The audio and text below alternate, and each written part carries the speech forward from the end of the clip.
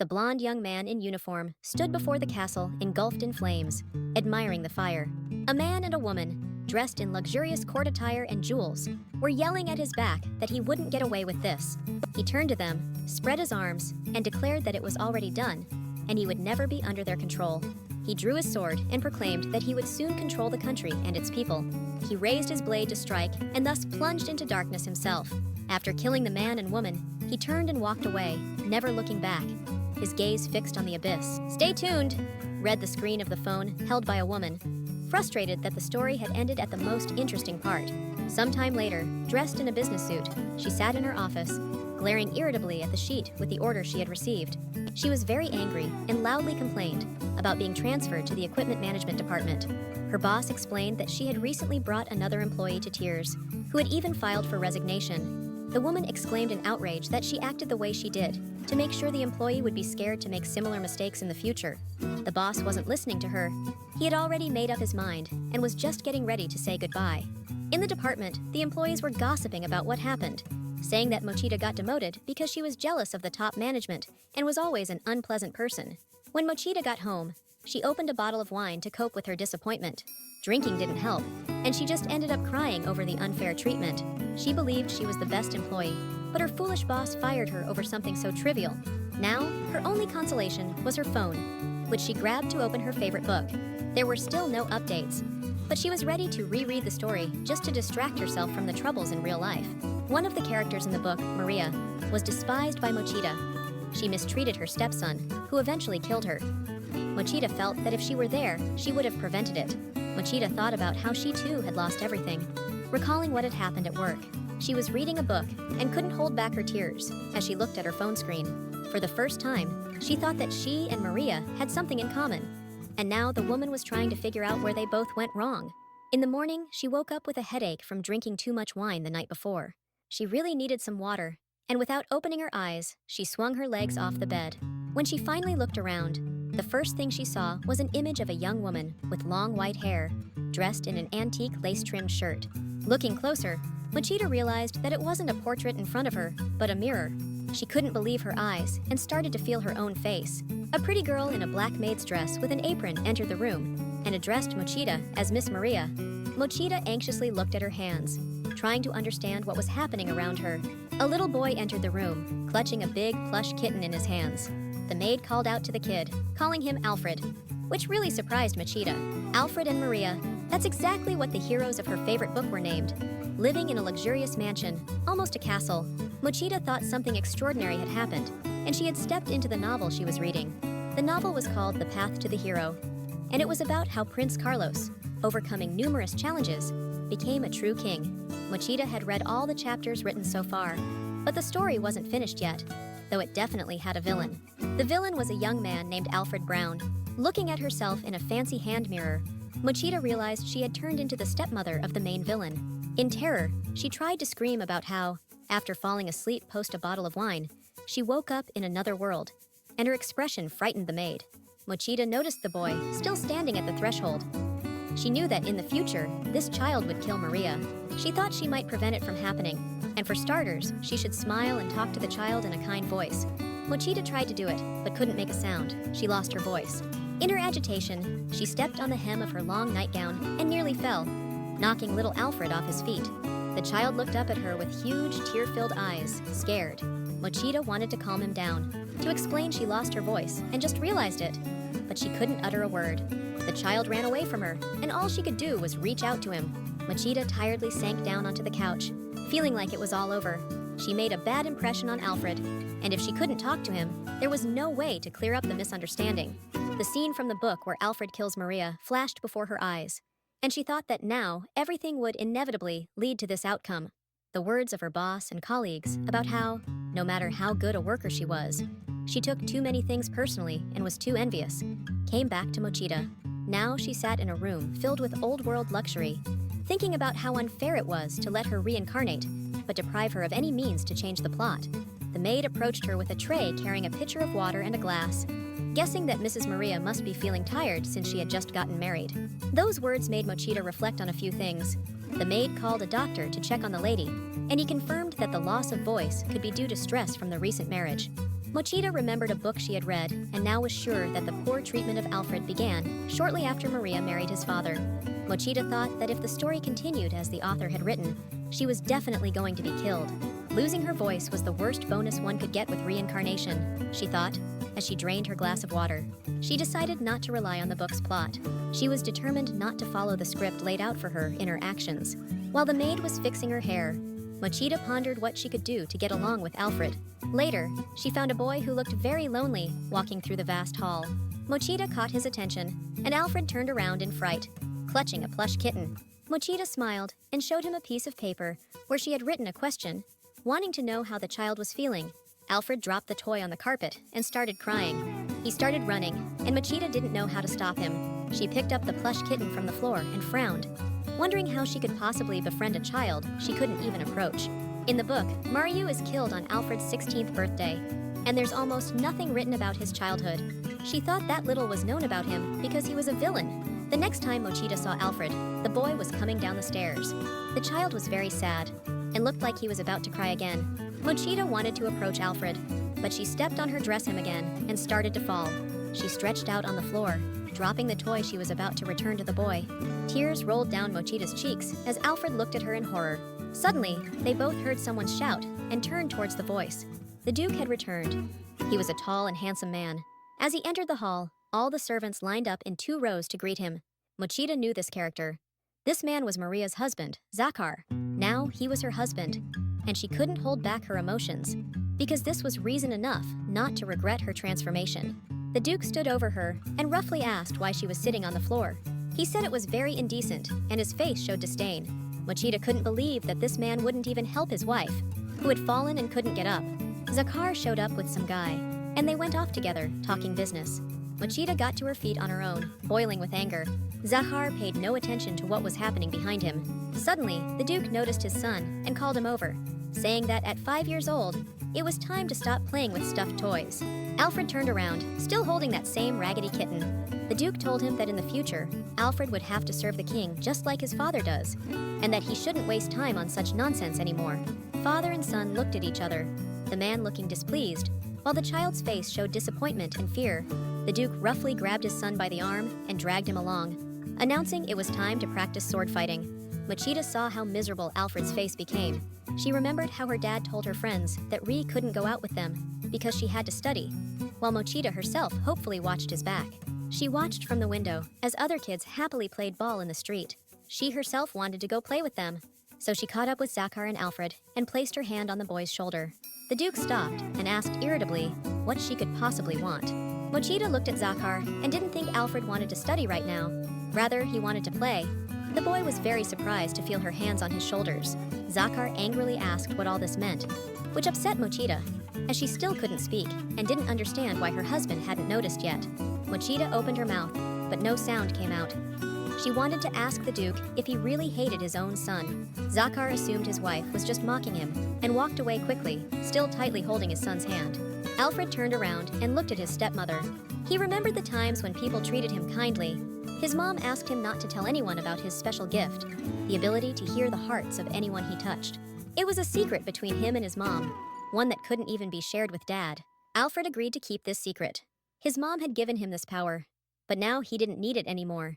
When Maria placed her hands on Alfred's shoulders, he felt her heart. Alfred felt sad because his dad was mad at him. The boy thought that the last time Maria touched him, he felt her very differently. He stood in a richly furnished hall with his father that day. A beautiful woman in an elegant travel suit and a purple hat was looking at him. The boy thought about how this woman would become his new mom. The woman said it was a great honor for her to become the Duke's wife. Alfred's dad said the feeling was mutual, but his face remained expressionless. The woman stepped forward and hugged the Duke, claiming she had a lot to discuss with him as his future wife. Alfred hid behind his father's back, but the stranger still noticed him. She smiled and said she was delighted to have such a sweet son now. She reached out to Alfred with her lace-gloved hand, saying she was very pleased to meet him. When her hand touched the boy's cheek, he felt her dark thoughts. She believed Alfred would be a lot of trouble. Now, the father was leading Alfred down a long corridor. The boy was thinking about his stepmother's behavior today, and it seemed strange to him that this was the same woman who only saw him as a problem. Mochida was sitting in the chair, overwhelmed by sad memories. She grew up in a very strict family with a curfew, and her dad wouldn't let her hang out with friends. After Mochita graduated from university, her father started to look for a husband for her. He used to say that true happiness for a woman was to get married young and have kids. When Mochita dared to disagree and declared she'd never marry, he yelled at her, believing she had to obey without a word. Mochita looked at him and in that moment made a crucial decision. She left home to find her own happiness. She took just one suitcase and a small bag and never came back. Now, she found herself married to a man who reminded her of her father, and it was the worst thing that could have happened. She remembered their brief conversation with Zakar, and her husband's attitude really annoyed her. Looking at Alfred, Mochita felt like she was seeing the unfortunate girl she once was. She didn't understand why Zakar was teaching a little 5-year-old kid to fence. Zakar told her to stop being a nuisance, which really pissed her off. The Duke ordered her not to interfere, so Mochita knew she had to keep silent. For fencing practice, Zakar and Alfred went out to the courtyard. Mochita also came and watched the training secretly, hiding behind a part of the wall. She didn't quite understand what she was even doing there. The Duke was showing Alfred how to practice strikes with a wooden sword on a dummy. Curiosity brought Mochita here, but now she wanted to make sure the boy was all right. Alfred brought his stuffed kitten to the session and looked at it while doing the exercises. Zakar told his son that he was warming up for too long. The Duke sharply scolded that Alfred must start training right now. Alfred looked utterly miserable. He stroked his toy kitten and asked to wait a little longer. The boy grabbed a wooden sword and started striking the dummy, while his father watched his movements closely. Zakar commanded his son to speed it up. The boy couldn't handle it and dropped the sword, falling to the ground himself. The Duke frowned and said they had to continue. Alfred picked up the sword again, while his father kept making remarks. Whenever Alfred fell, the Duke got angry and ordered him to get up faster. Mochita was watching this scene, and she really didn't like what was happening. Her heart was bleeding from the sight, so she rushed over to Zahar and Alfred. With a determined look, she stood in front of the Duke, spread her arms, and shielded the child with her body. Zahar stated that if Maria had something to say, she should say it clearly. Mochita thought that she had become the complete opposite of who she was before her transformation. Alfred touched his stepmother and loudly said that she couldn't speak. Mochita was surprised that the child helped her. Zahar decided that Maria had staged this mute act on purpose, but he couldn't understand why someone would do that. Mochita looked at him, feeling complex emotions, as Zahar had no clue about her voice issue until now. The Duke noticed that just yesterday, his wife was speaking normally, and during this conversation, another person approached them. The Duke's assistant approached and explained that Maria was indeed unable to speak at the moment. He handed Zahar a piece of paper on which the doctor had described the Duchess's symptoms. The young man turned to Mochita and introduced himself. His name was Melio. He bowed and explained that this was their first meeting. Melio handed the Duchess a paper and a pen he had brought with him. Mochita was surprised at how attentive her husband's subordinate was. Now she could write about how she lost her voice for unknown reasons, and also that she would try to cause her husband as little inconvenience as possible. Zahar looked at his wife with a piercing gaze. For the first time, Mochita thought that the reason Alfred turned out the way he did from the book wasn't just because of Maria, but also because of his father's excessive strictness. Maria and Zahar shared a fate. Both were supposed to be killed by Alfred, but Mochita wished they could both escape together. Zahar said she'd already caused him enough trouble, but from now on, she needed to try not to get in the way anymore. Mochita realized that he still saw her as a nuisance. The Duke turned to his son and declared the training over. Alfred watched his father closely as he added that he needed to be less lazy. Zahar turned around and left. While Mochita thought she was the only one who could save everyone, Melio caught up with the Duke back at the castle. Zahar didn't believe that Maria had lost her voice so suddenly. He suspected his wife was up to something. Melio suggested bringing a certificate from the doctor. Zahar ordered his assistant to keep a close eye on Maria, because her nasty temper was well known. Melio said he would take care of everything. The assistant was worried that even at home, the Duke couldn't fully relax. Maria and I got hitched because the king said so. Meanwhile, Alfred was sitting on his bed, hugging a toy. The maid came in with a tray of food, and with a smile, said the boy had been training hard and probably wanted a snack. Seeing Alfred crying, the maid asked if he had hurt himself. She got worried and wanted to call a doctor right away. Alfred kept crying, feeling like he wanted to run away from there. But a moment later, he felt more like staying. Staying seemed best, especially to be with his mom. And thinking this, Alfred hugged his cloth kitten tighter. Someone knocked on the door, and Alfred told them to come in. It was Maria, his stepmom. Alfred was totally surprised to see her. Maria brought a first aid kit, smiling. Alfred jumped off the bed and insisted he was fine, not hurting at all. Still, his knees were aching. and he couldn't pretend otherwise. Dropping to his knees, barely holding back tears, Maria sat down next to him on the floor and said that the scrapes looked painful and needed immediate care. As she treated Alfred's knees, he could read her emotions again and now looked up at his stepmom with wide eyes. Maria warned him that the medicine might sting a bit, but it would only last a few seconds. She treated the scrapes with a special solution. Alfred heard her thinking about how tough things were for him too. Maria thought his training was too harsh for his 5 years. Maria's face looked sympathetic. She was thinking about how hard Alfred had to try through the tears. Alfred looked at her and smiled broadly. Mochita noticed that this kid's face rarely showed joy. Maria was finishing up the bandage, and Alfred realized she thought of him as a funny kid. For Alfred, it was surprising that someone found him amusing. Other kids he tried to play with called him boring. Alfred smiled. It was the first time someone called him funny. Maria put away the tools and medicines. She thought that these overly complex trainings for the boy would continue. She didn't know if she could help Alfred in any other way. Alfred looked at her with wide open eyes and said he's a good guy, and that's why he'll do everything he can. Mochita thought that the boy saying it himself changes things. She grabbed her first aid kit and got ready to head back. Alfred stopped her, holding onto her skirt. He asked if she was leaving. Mochita tried to respond, but still couldn't manage to do it. She covered her mouth with her hand and thought it was all very sweet. The boy looked at her trustingly. He thanked her for the help. Mochita said goodbye and left the room. Alfred told his kitten that Maria really surprised him by being so kind to him. He always thought his stepmom was a mean person. Now Alfred really wants to find out what she's truly like. Meanwhile, the Duke was in his office, getting ready to hear a report from Melio. His assistant told him that the Duchess and his son were getting along well. Melio noticed that it had been a long time since he'd seen Alfred smile so genuinely. The Duke's face remained cold and stern. Melio turned away to hide a smirk, thinking how much the father and son resembled each other. Melio asked, "Isn't it great that the Duchess and Alfred have become friends?" Zakar pointed out that one shouldn't underestimate Maria. Melio said that everyone knew how Maria used to mock other girls who stood out too much against her. Maria came from the house of Marquis Darn, and her marriage to Zakar was arranged to keep an eye on his family. The king suspected that the Marquis was the main instigator behind the recent uprising. Zakar suspected that his wife was just pretending to be obedient and mute. But it was all a sort of political game. During dinner, Mochita was amazed by the abundance of delicious dishes she saw on the table. She looked at the chair opposite her and thought that Alfred would soon sit there. But instead of the boy, Zakar appeared. The Duke and Duchess were supposed to dine sitting opposite each other. They looked at each other silently, and Mochita thought that as long as she didn't act foolishly, everything would still be okay.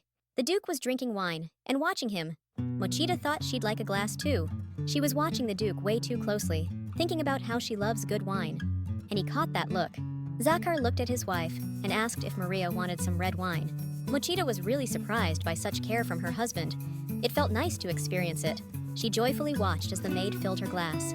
The wine was fragrant, way better than anything Mochita had in her own world. Watching Maria enjoy the alcohol, Zakar noticed that she seemed like a totally different person since they got married. Mochita froze in surprise, giving her husband a questioning look. Zakar said he thought Maria wasn't supposed to drink wine. Mochita realized the blunder she had made. She was really scared by this mistake. The Duke put down his glass and asked straight up who she really was. Mochita simply forgot that Maria shouldn't have alcohol.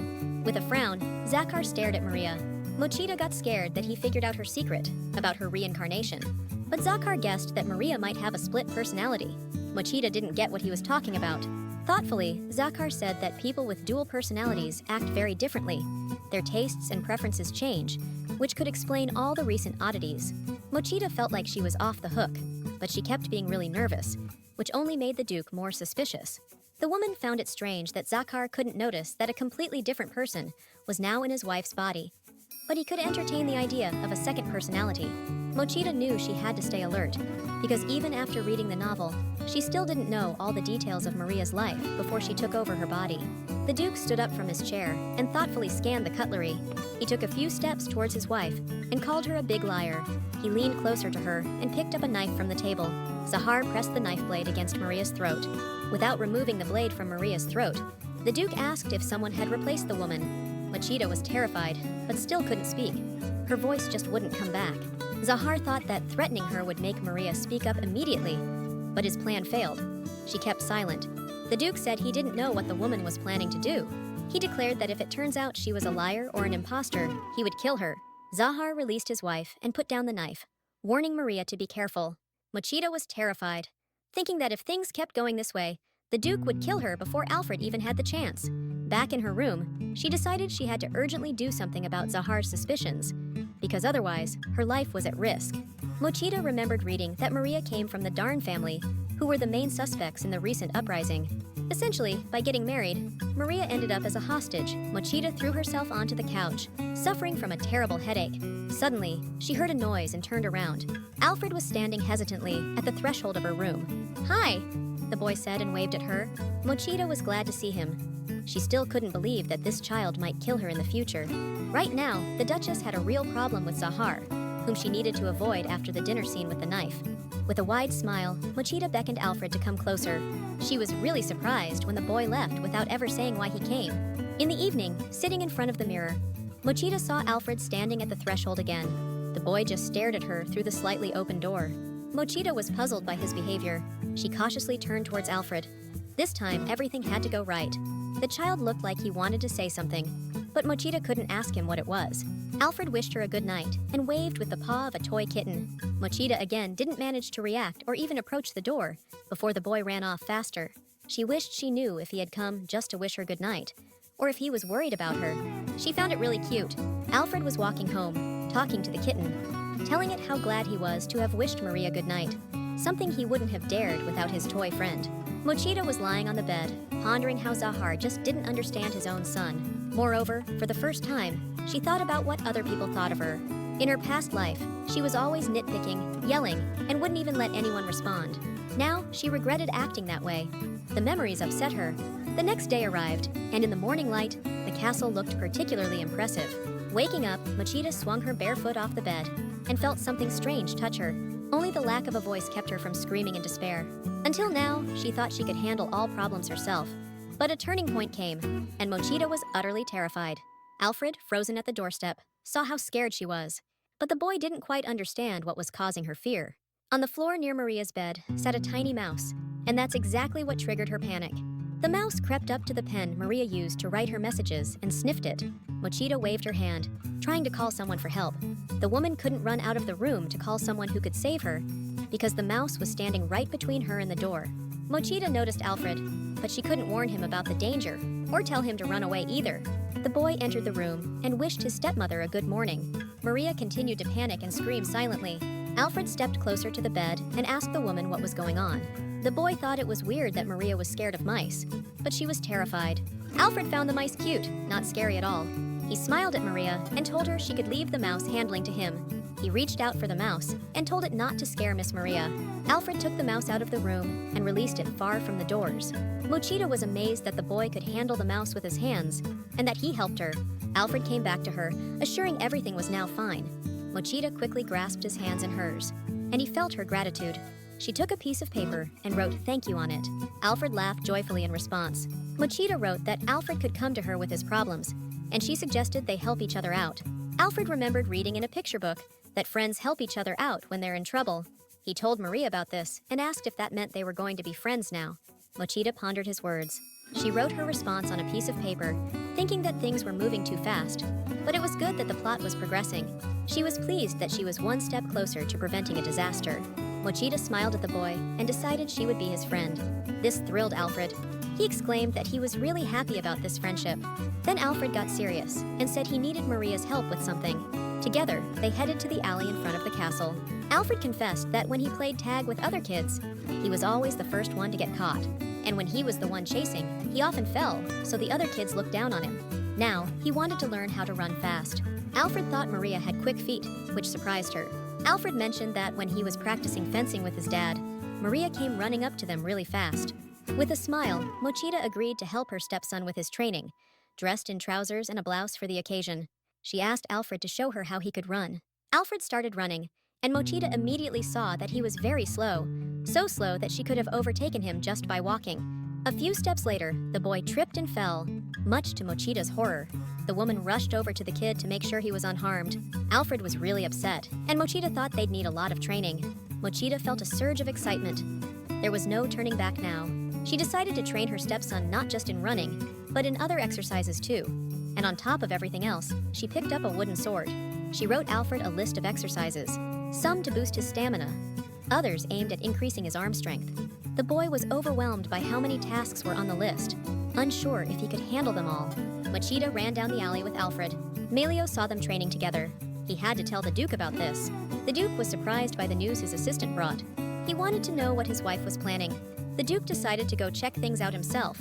After tutoring her stepson, Maria was climbing the stairs, with a tired Alfred struggling to keep up. The boy stumbled on one of the steps and started falling down the high, steep staircase.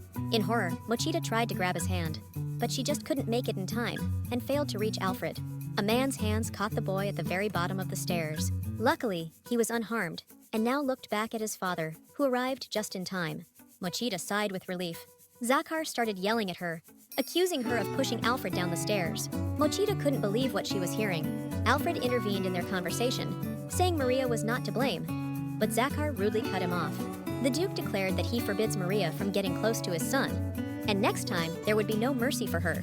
That evening, Mochida angrily sipped wine in her bedroom, shocked by her husband's unfair treatment, which couldn't even be justified by his concern for their son. Mochida realized that nothing had changed. Zakhar continued to act just like her own father, imposing on Alfred without considering the child's feelings. Zakhar was very much like Mochida's father. Lost in these thoughts, Mochida fell asleep on the couch, never making it to her bed, and was woken up the next morning by a knock on the door. It was Alfred, who had come to ask Maria to join him for training. It made Mochida very sad to turn him down. Alfred noticed her mood and asked what was wrong. He approached her and touched her hand. Mochida thought she was stopping the lessons with the boy, mainly for his own sake. Alfred took her hands and started pleading, promising that he would try harder. Alfred really wanted Maria to teach him everything. Mochida felt really sorry. She hugged the boy and walked him to the door. Alfred left, constantly looking back, determined not to give up. Mochida watched him go, feeling sad. She knew she had made the right decision. Mochida knew that Alfred wanted to continue the training with all his heart, but Zakhar was totally against his wife interacting with his stepson. Mochida thought about it and came up with an idea. Dressed up, Mochida entered the Duke's office decisively to have a talk with him. She wrote on her sheet that she had promised Alfred to teach him how to run faster. She asked for permission to continue the training and promised not to put the child in danger anymore. She wrote that she knew that Zakhar would deny her request, so she suggested that while she was with Alfred, someone the Duke trusted should be with them. Seeing Alfred's facial expression made Mochida want to make all his wishes come true. Alfred burst into the office during this conversation. He raised his hand to get the adults' attention because he wanted to tell them a story. The adults looked at the little boy, waiting for him to speak. Alfred said that Maria wasn't to blame, and when he almost fell down the stairs, she tried to help him. The boy clung to Mochida's dress and said they were friends. And friends, Alfred explained, help each other out when things get tough. He wanted to learn a lot of things, but just couldn't get the hang of it. Then Maria helped him. Alfred thought about how he could learn to run fast, so he wanted Maria to keep training with him. Mochida lifted the sheet with her proposal again. The Duke crossed his arms and asked who he could trust with such an important matter. Zakhar seemed oblivious to all the eyes fixed on him. Alfred excitedly said out loud that he wished his dad could join them for these training sessions. Zakhar wasn't thrilled, but he had to go along with his wife and son. The Duke was sitting in a chair outside, nervously fiddling with his shirt collar, not understanding why he was wasting his time on such nonsense while being here. Alfred was running down the path, arms spread wide, while Maria kept time. Alfred objected, saying it was not nonsense at all. Maria explained that he needed to first enjoy the feeling of balance, which would serve as a warm-up and be useful for running fast. Mochida could have shared a lot about training, but even if she could speak, Zakhar wouldn't have understood her anyway. The Duke got tired of sitting in the garden and asked Melio to keep an eye on Maria and Alfred. The boy clung to his stepmother and watched his father leave. The Duke announced he was going back to work and didn't even look back as he left. Alfred was very upset, and Mochida thought it was a mean move on Zakhar's part towards his son. The boy was almost crying, thinking that his dad really hated him. Mochida saw he was upset and didn't know how to comfort him, so she sat down next to the kid and put her hand on his shoulder. Alfred smiled at her and said he wanted to keep going with the lesson. He ran ahead again, while Mochida watched him thoughtfully. She tried to figure out why the Duke was so harsh with his son, but then thought it wasn't her place to judge such behavior. Mochida felt that Zakhar should be the one most concerned about this child's feelings. Soon, she noticed that Alfred was really tired and struggling to catch his breath. She suggested they take a break, and they spread a blanket on the grass and brought out trays with food and tea. Mochida waved at Melio, who was watching them, and he said he was fine and didn't need any tea. Alfred held his cup and smiled at the Duke's assistant. Before pouring the tea into the cups, Melio asked what was in it. Mochita got the feeling that the young man was onto something. Melio noticed that Maria looked pale and asked if she really disliked the smell that much. This question troubled Mochita. She thought rosemary was great for relieving fatigue, while Alfred looked at her, trying to read her mind. Mochita made the tea herself, but she didn't want to admit it to avoid raising more suspicion. Alfred touched Maria and said the tea smelled that way because it had rosemary in it. Mochita was surprised by what the boy said. Melio smiled. He didn't expect Maria to be so knowledgeable about tea herbs. While pouring the tea into cups, Melio confirmed it was a good remedy for fatigue. Mochita thanked Alfred for his help and asked in a note how he knew there was rosemary in the tea. She guessed the boy had such a keen sense of smell. Alfred said the maid told him that Maria made the tea to help him relieve his fatigue faster. Mochita wondered if magic really existed in this world. Soon, Mochita was going to face a new challenge, even though she had been informed about it a few days earlier. Pinning a black rose to her dark red dress, the Duchess was getting ready to go to the ball, which made her really nervous. The dress was very voluminous, and besides, Mochita wore lace gloves and a delicate necklace, and another black rose was woven into her light hair, making her very curious about how strange she might look in all of it. Dressed in a festive jacket, Alfred was amazed by how beautiful Maria looked. The Duke was also waiting for Mochita to go to the royal evening. Mochita took her stepson by the hand, and the boy was in a cheerful mood. The Duke walked ahead, and as always, didn't look back at his wife and son. In the glittering hall, fancy ladies and gents were twirling in dance. Zakhar, Maria, and Alfred stood in front of a door guarded by sentries. Zakhar turned to his wife and told her to just follow him, not straying even a step. Mochita thought that she had no choice anyway, since she couldn't even speak. It was the royal palace, and the dancing couples were spinning right in front of the royal throne. Mochita was stunned by the lavish spectacle before her. A red-haired man wearing a crown was sitting on the throne, and next to him, on a smaller throne, sat a red-haired boy. Mochita looked at the king, then shifted her gaze to his son. It was Prince Carlos. She recognized him immediately. Mochita was seeing the hero of her favorite book with her own eyes. She couldn't believe she actually got to meet Prince Carlos in person. Zakhar thanked the king for the invitation to tonight's event. The king smiled and said he was grateful to the guests for coming. He asked the Duchess how she found married life, noting he thought Zakhar was a great guy, but a bit of a loner. Mochita bowed, but still couldn't have answered anything. Zakhar explained that his wife couldn't speak due to an unknown illness. The king noted that Zakhar's mood had suddenly changed. Mochita looked anxiously at the king, thinking that everyone knew her marriage was arranged by his command, for political reasons. The king turned his attention to Alfred and remarked that Alfred had grown a lot since their last meeting. The boy got embarrassed and hid behind Mochita. Zakhar scolded him, but Mochita gave the boy an encouraging smile. The king watched the scene, deep in thought and stroking his beard. The red-haired prince jumped off his throne, exclaiming how much he missed Zakhar and couldn't wait to meet him again. Carlos wanted Zakhar to tell him stories about strategy and tactics once more. The Duke was also pleased to see him. They both smiled at each other. The king mentioned he had totally forgotten how much Carlos liked Zakhar, but explained to his son that he and Zakhar had a lot of important business today, so Carlos would be better off playing with Alfred. The prince clearly didn't like his father's directive, while Alfred looked on hopefully. Carlos didn't even glance at Alfred, while his father expressed confidence that the kids would have a better time than the adults. The prince wanted to chat with Zakhar, but the king said that could happen another time. Carlos, taking charge, told a bewildered Alfred to follow him and quickly walked away. Alfred eagerly hurried after the prince. Both boys headed out to the garden, with fountains where other kids were already waiting. 2 boys and a girl approached Carlos with a suggestion to play tag. Alfred smiled and waved at them. The kids weren't thrilled to see him there. One boy called him Nightstand, the same kid who used to laugh when Alfred fell. Alfred excitedly exclaimed that he had learned, but the prince looked at him skeptically. The other kids didn't believe him either. Then Carlos said that Alfred would be the demon first in the game. The kids scattered in all directions. One of the boys ran very close by, even putting his hands behind his head and mockingly glancing at Alfred, who realized this was going to be easy. Alfred easily caught up to him and touched his back. The boy was really surprised that Alfred caught him so quickly. Alfred said he'd started running a lot faster. All the kids looked at him skeptically, since they thought he was slower than a turtle. While running, Alfred explained that he just trained a lot. The boy really enjoyed running as fast as the others.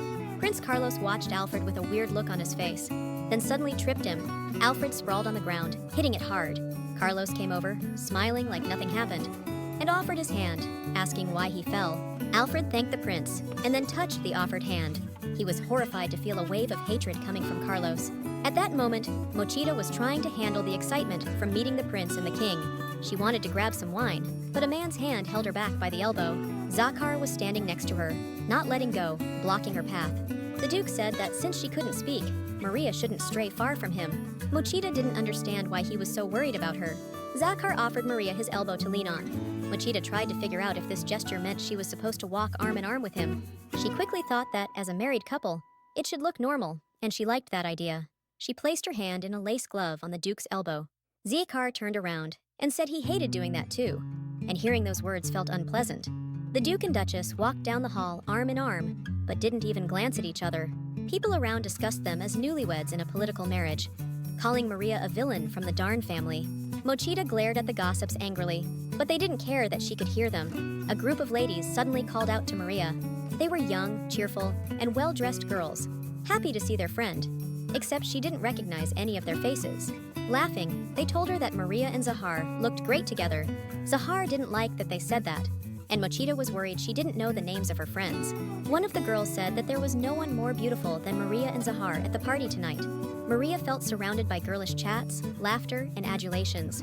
Zahar said he had business to attend to and quickly left, leaving his wife alone, despite repeatedly telling her not to stray from his side. Maria's friends were loudly admiring the jewelry she was wearing. They said they were jealous and wanted to wear something similar, their faces beaming with smiles. Mochita felt like they were hinting for her to give them gifts. She even imagined Maria scattering gems with that same smile into eagerly outstretched hands, but she had no plans to give them any gems, despite their sparkling eyes. Eventually, she decided to give a gift to one of the friends. A small candy in a yellow wrapper fell into the girl's hands, clad in black gloves. Mochita hurried away from Maria's friends, unsure what to expect from them next. Walking alone through the glittering, vast ballroom, Zakhar noticed that Maria had even changed her way of interacting with her friends. The orchestra started playing music for a new dance. The king joyfully urged the guests to fully enjoy the evening. Ladies and gentlemen twirled in an elegant waltz. The king asked Zakhar why he wasn't dancing with his wife. Zakhar couldn't refuse the king's command. He accepted it with a bow. The Duke found Maria alone with a glass of wine in her hand.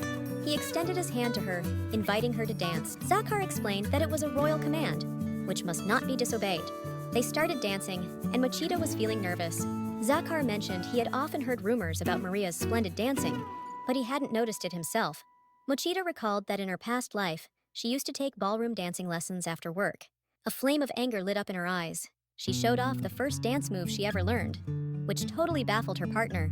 The king watched her with growing curiosity. Zakhar told Maria not to make any moves without his permission. He said that a lady should just carefully follow her partner. But Mochita wasn't planning on listening to him. She continued to dance in a way that was totally unconventional for that world. Mochita leaned back so much that Zakhar had to catch her, and her shoes and even her ankles peeked out from under the lace of her skirt, turning heads. Zakhar noticed that such an intense dance didn't suit the music or their image with Maria. Annoyed that the Duke didn't appreciate her skills, Mochita stepped on his foot with her sharp-heeled shoe. Moving away from Zakhar, she curtsied and apologized. After that, Mochita left the ballroom and went out into the garden. First off, Mochita felt a sudden chill, then heard some noise. The guards were helping Prince Carlos up from the ground, and opposite him stood another kid. That was Alfred, looking scared and almost crying. Mochita got worried for the boy. When Carlos reached out to help Alfred up, he extended his hand. Even though the prince was smiling, Alfred felt hatred. Carlos hated him specifically, and that really hurt Alfred. The prince thought Alfred was nothing like Zahar. Someone like him couldn't possibly be the Duke's real son. Carlos believed all of Alfred's flaws came from his late mother, and these thoughts made Alfred yank his hand away and shove him. Alfred's push knocked Prince Carlos off his feet. The prince got mad and yelled at him. Carlos loudly asked why Alfred had pushed him, especially since he had reached out to help him up. Alfred cried and thought about the thoughts he caught when he touched the prince's palm. Guards who ran up to the kids helped Carlos get back on his feet, while the other children watched anxiously. Maria came out from her hiding spot and headed straight for her stepson, focusing only on him and seeing his tears. She wanted to ask him what happened and who had upset him. Seeing his stepmother, Alfred burst into tears even more. The boy rushed to Maria and she embraced him. Carlos explained that they were playing. Alfred fell, and when the prince tried to help him up, he pushed him away. The other boy readily confirmed it all happened just like that. Alfred felt Maria wondering if the prince's words could be true. The boy broke free from his stepmother's embrace and ran away. He ran without looking back, crying bitterly and covering his face with his hand. He only stopped at a fountain and stared long at his sad reflection in the water. Sitting on the edge of the fountain, lost in thought, he couldn't figure out his real feelings. Then it started to rain, and a hand in a lace glove opened an umbrella over Alfred. Maria sat down next to him on the fountain's edge, holding the umbrella over both of them. Maria thought he hadn't explained himself to anyone for some very important reason. Alfred looked at her and listened to her thoughts. Maria believed he had the right to keep things to himself. Maria sat next to him, wrapping an arm around his shoulders, thinking she'd always be on his side. Alfred didn't look towards his stepmother, but admitted that he really pushed Carlos away, not because he wanted to. Maria wrote on a piece of paper, asking why Alfred did it. The boy looked really miserable. He said he was truly sorry. Maria drew her stepson close and hugged him. They returned to the palace, and Alfred bowed to offer his apologies to the prince. Alfred declared that he would grow up to be a decent man, just like his father. Plus, he planned to be outstanding, like his mother, and wanted the prince to understand that. Carlos snorted and replied that it was encouraging. Alfred asked the prince not to be mad at him anymore, which caused a weird reaction. The duke approached them and sternly called out to his son. He asked Alfred what he had done. Alfred was scared, and Mochita was really worried. Zakar kept yelling at his son, asking about what had happened. Alfred turned red and trembled in front of his father. Mochita decisively stepped forward and shielded her stepson with her body. Zakar grabbed her by the elbow and pushed her aside, telling her to leave because he didn't have time to deal with her too. The Duke asked why Alfred had pushed His Highness Carlos. Alfred continued to shake with fear in front of his father, not even making eye contact, and said nothing. Zakar bowed to Carlos and asked him to forgive the rudeness of his son, promising to severely scold Alfred. The prince looked away and replied that he wasn't mad at all, believing that Alfred hadn't done it on purpose. The Duke thanked Carlos for his understanding and said goodbye. When they got back home, Zakar shoved Alfred into the punishment room. The Duke said Alfred wasn't good enough to be a Brown family member, so he'd stay there to reflect. The boy was really upset and begged his father for forgiveness. Zakar closed the door and walked away without looking back. Maria and Melio were waiting for the Duke in the hall. Maria was really angry and stared straight at her husband. Zakar explained that it was a necessary part of upbringing and demanded she not interfere. Mochita thought that Alfred wouldn't have acted that way without a reason, and if his father knew him better, the boy wouldn't be sitting in a cold dungeon alone right now. Alfred was freezing and felt utterly miserable. He thought about how his father really must hate him. Suddenly, he noticed someone approaching the barred window in the locked door. It was Maria, and Alfred asked her in surprise, "What are you doing here?" Maria reached through the bars and handed a bun to the boy. Alfred grabbed a chair and placed it next to the door to reach the window. He climbed onto the chair and happily took the treat, feeling very hungry. As he took the bun, Alfred touched Maria's hand and sensed that she was thinking of staying with him all evening, so he wouldn't feel lonely. Alfred said there was no need for that and asked her to go to sleep instead. Mochita couldn't understand how her stepson had just read her mind. Alfred panicked, realizing he might have said too much, and covered his mouth with his hands, dropping the bun. The stepmother and stepson froze in front of the door that separated them, and the woman wondered if Alfred somehow knew what she was thinking and feeling. The boy stood on a chair, looking at Mochita, with a mix of hope and fear. Mochita wanted to know how he figured it all out, since she still couldn't utter a single word. How could this kid possibly know about her feelings? Alfred tried to find a way out of the situation and said he never expected Miss Maria to come see him here. He realized everything was becoming too obvious, and Mochita saw he was lying. Both thought things were going south. Alfred awkwardly thought that it was impossible for an ordinary person to read others' minds. Mochita thought that now many situations could become more explainable for her. When Alfred suddenly realized the tea had rosemary in it, he was sitting next to Maria, his hand on her knee. He simply read his stepmother's thoughts. Mochita thought it was very unusual for a child to have such a power. She wrote down her question on a piece of paper, but Alfred said it wasn't true. Then Mochita asked if it had anything to do with that incident involving Prince Carlos. Mochita noticed that Alfred became more suspicious as he refused to answer. She wrote another note and passed it to the boy through the bars. "We're friends, aren't we?" Alfred read aloud. The boy paused and asked Maria not to tell anyone what she had figured out about him. Maria reached through the bars and stretched out her pinky to Alfred. The boy hooked his own pinky around hers. Maria thought he might trust her, and she wouldn't let him down for anything. Alfred looked at his stepmother with wide-open eyes. Maria promised never to leave him alone again. Alfred felt her thoughts and burst into tears once more. Mochita still held his hand, thinking about how much pain he must have felt all this time, being all alone. Such a little kid held such a big secret, and now he was sobbing uncontrollably. As Mochita thought about it, she suddenly felt tears rolling down her own face too. Alfred explained that he can hear the feelings and thoughts of people he touches. The boy anxiously asked if Maria was afraid of him. Maria thought she wasn't scared, but she wanted to know why Alfred had acted that way towards Prince Carlos. The stepson told her that the prince had deliberately tripped him. Then, Alfred touched Carlos when he reached out his hand to him. Alfred sadly shared how he felt the prince hated him. Alfred found out that Carlos mocked his late mother in his thoughts. Mochita heard the boy explain to her why he became so angry all of a sudden. He couldn't say anything to the prince back then, and now he was crying bitterly. The image of his mother was before his eyes. While Carlos slandered her, Alfred pushed the prince because of these thoughts. He held Maria by the pinky and explained that he needed to become an outstanding person. He must never let anyone else insult the memory of his late mother. Mochita, with a slight smile, said she would support Alfred in everything. The boy happily replied that he was very glad Maria had become his friend. Mochita was admiring her stepson. She suggested that they should keep trying together. The stepmom and stepson were still holding hands through the bars, smiling at each other. They didn't hear the footsteps of the person approaching them. The man could see Maria clearly because he had a lantern. The woman noticed the approaching light and turned around anxiously. Standing before Maria was her husband, who wanted to know what she was doing there at night. Her face showed a mix of complex emotions. Zakar told her that she looked terrible. Mochita thought her husband had no clue how to handle women.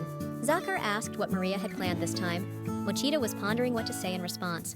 Alfred yelled from behind the door that Maria came to him because she was really worried about him. Zakar looked at his wife sternly and with distrust. Mochita wanted to spend time with Alfred without her husband noticing, but it turned out to be harder than she expected. Suddenly, it dawned on Mochita that Zakar knew nothing about their son's abilities.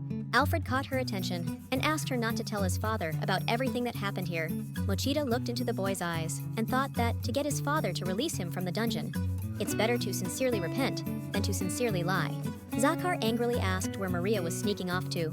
Alfred burst into tears and began to beg his father for forgiveness, assuring him that he truly regretted what he had done. Zakar said he got it all. He pulled out a key and unlocked the lock.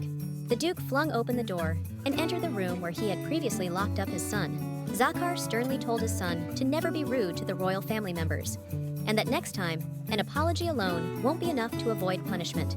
Alfred agreed with a miserable look. Mochita was really mad at the Duke and tried again to shield Alfred with her body. She and her husband locked eyes, and the tension sparked between them like lightning. Zakar didn't even try to find out why Alfred did what he did, but he asked Maria what she was upset about. Mochita furiously grabbed the pen and wrote her response, because she couldn't keep silent about such things. She wrote that Carlos had tripped Alfred, making him fall, and then angrily showed the message to her husband. Mochita was shocked to hear that whether Carlos was guilty or not didn't matter, because they serve the royal family and are forbidden to retaliate. Alfred stood there, head hung in guilt, clutching his stepmother's dress. Mochita thought that parents should first and foremost care about their own kids. Zahar could have shown some sympathy towards Alfred. The Duke demanded that Maria take no action regarding Alfred's education. Mochita was angry, and the boy was very upset when he heard these words. The Duke and Duchess's gazes met once again. Mochita thought she would never give up on the idea of educating Alfred. The boy tried to distract the adults from their argument by pointing at the window bathed in moonlight. Alfred said that the moon mistress was laughing at them. Mochita and Zahar looked out the window, but saw no one and nothing unusual there. Mochita glanced at the Duke again and pulled a smiling Alfred closer to her. She thought about how she wanted the boy to tell her more about the nature of his power. Alfred smiled and agreed to do it later. Holding hands, Maria and Alfred walked away, while Zakar watched them go. The Duke couldn't remember when his new wife and son started holding hands as well. In the Duke's office, Melio was waiting, wanting to know if Alfred had been released from the punishment room. Zakar replied that he had released him, although he initially wanted to keep him there until tomorrow evening.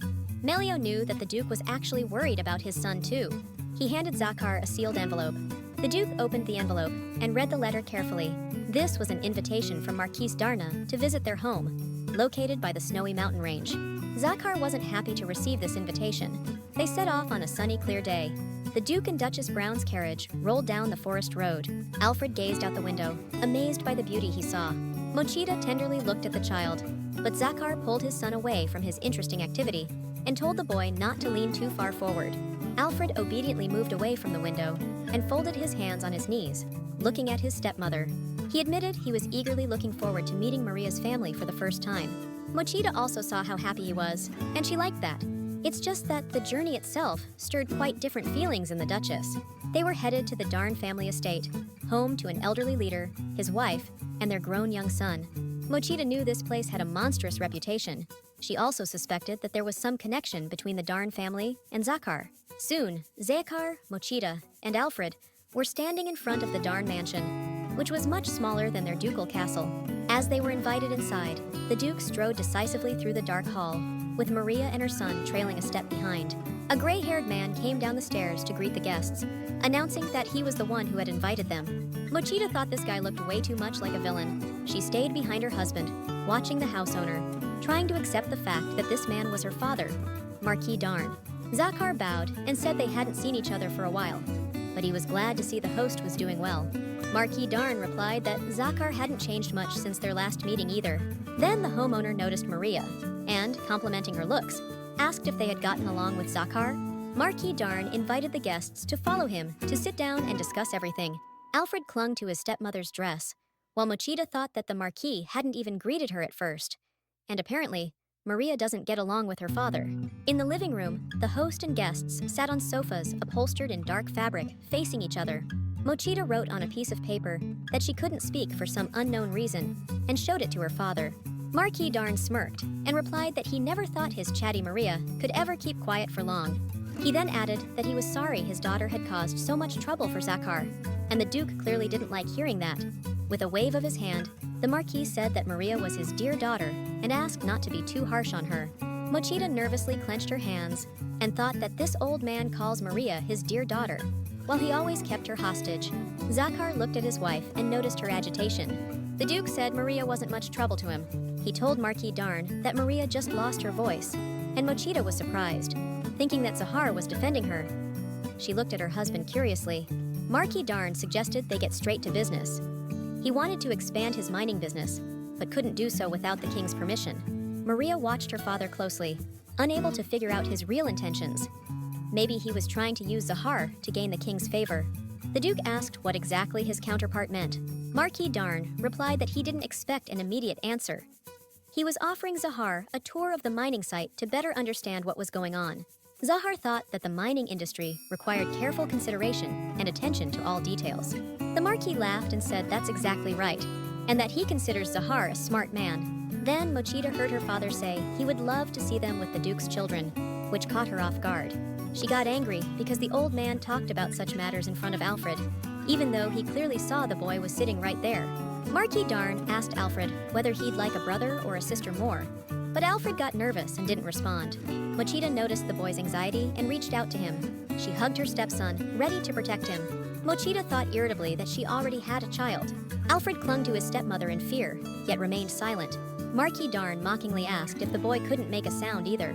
Zakar stepped into the scene and explained that Alfred only talks to those he trusts. The Marquis continued to smile and said he could buy him something as a token of his first visit. Alfred didn't want to say what he would like as a gift and hid behind Maria. At that moment, a man with white hair entered the room and greeted Marquis Darn, calling him father. A sharply dressed young man with very light short hair joined the group sitting in the living room. He flashed a smile and teased Alfred, saying he had put him in an awkward spot. The young man knelt down in front of the couch where Maria and the child were sitting and asked if the boy was scared, then apologized. Alfred, Duke Brown, Maria, he said, expressing gratitude for your visit. He announced that dinner was ready, so they could continue their conversation at the table. A large table was set in the dining room, and besides those Mochita had already seen, there was another person, a lady in red, covering her face with a fan. Mochita looked at these people, trying to match their faces with what she knew about them from her book. The young man was Maria's brother, Daniel, and he looked quite respectable for a member of the Darn family. Alfred, with a gleaming look, started his dinner, remarking how delicious it was. Daniel said he was glad the boy liked it and flashed a dazzling smile again. Mochita and Alfred were pleased with how the visit to the Darn estate was going. The woman in red mentioned that Maria's tastes and preferences seemed to have changed and asked if it seemed the same to her, implying she was her mother. She noted that Maria was wearing fewer jewels, while Mochita thought that the woman herself probably had jewels on every part of her body. The mother declared that now everything made sense to her.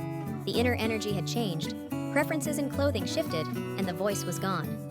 Mochita thought this woman was just foolish. Mr. Darn suggested they return to the interrupted conversation and asked Zahar if he wanted to check out the mine as early as tomorrow.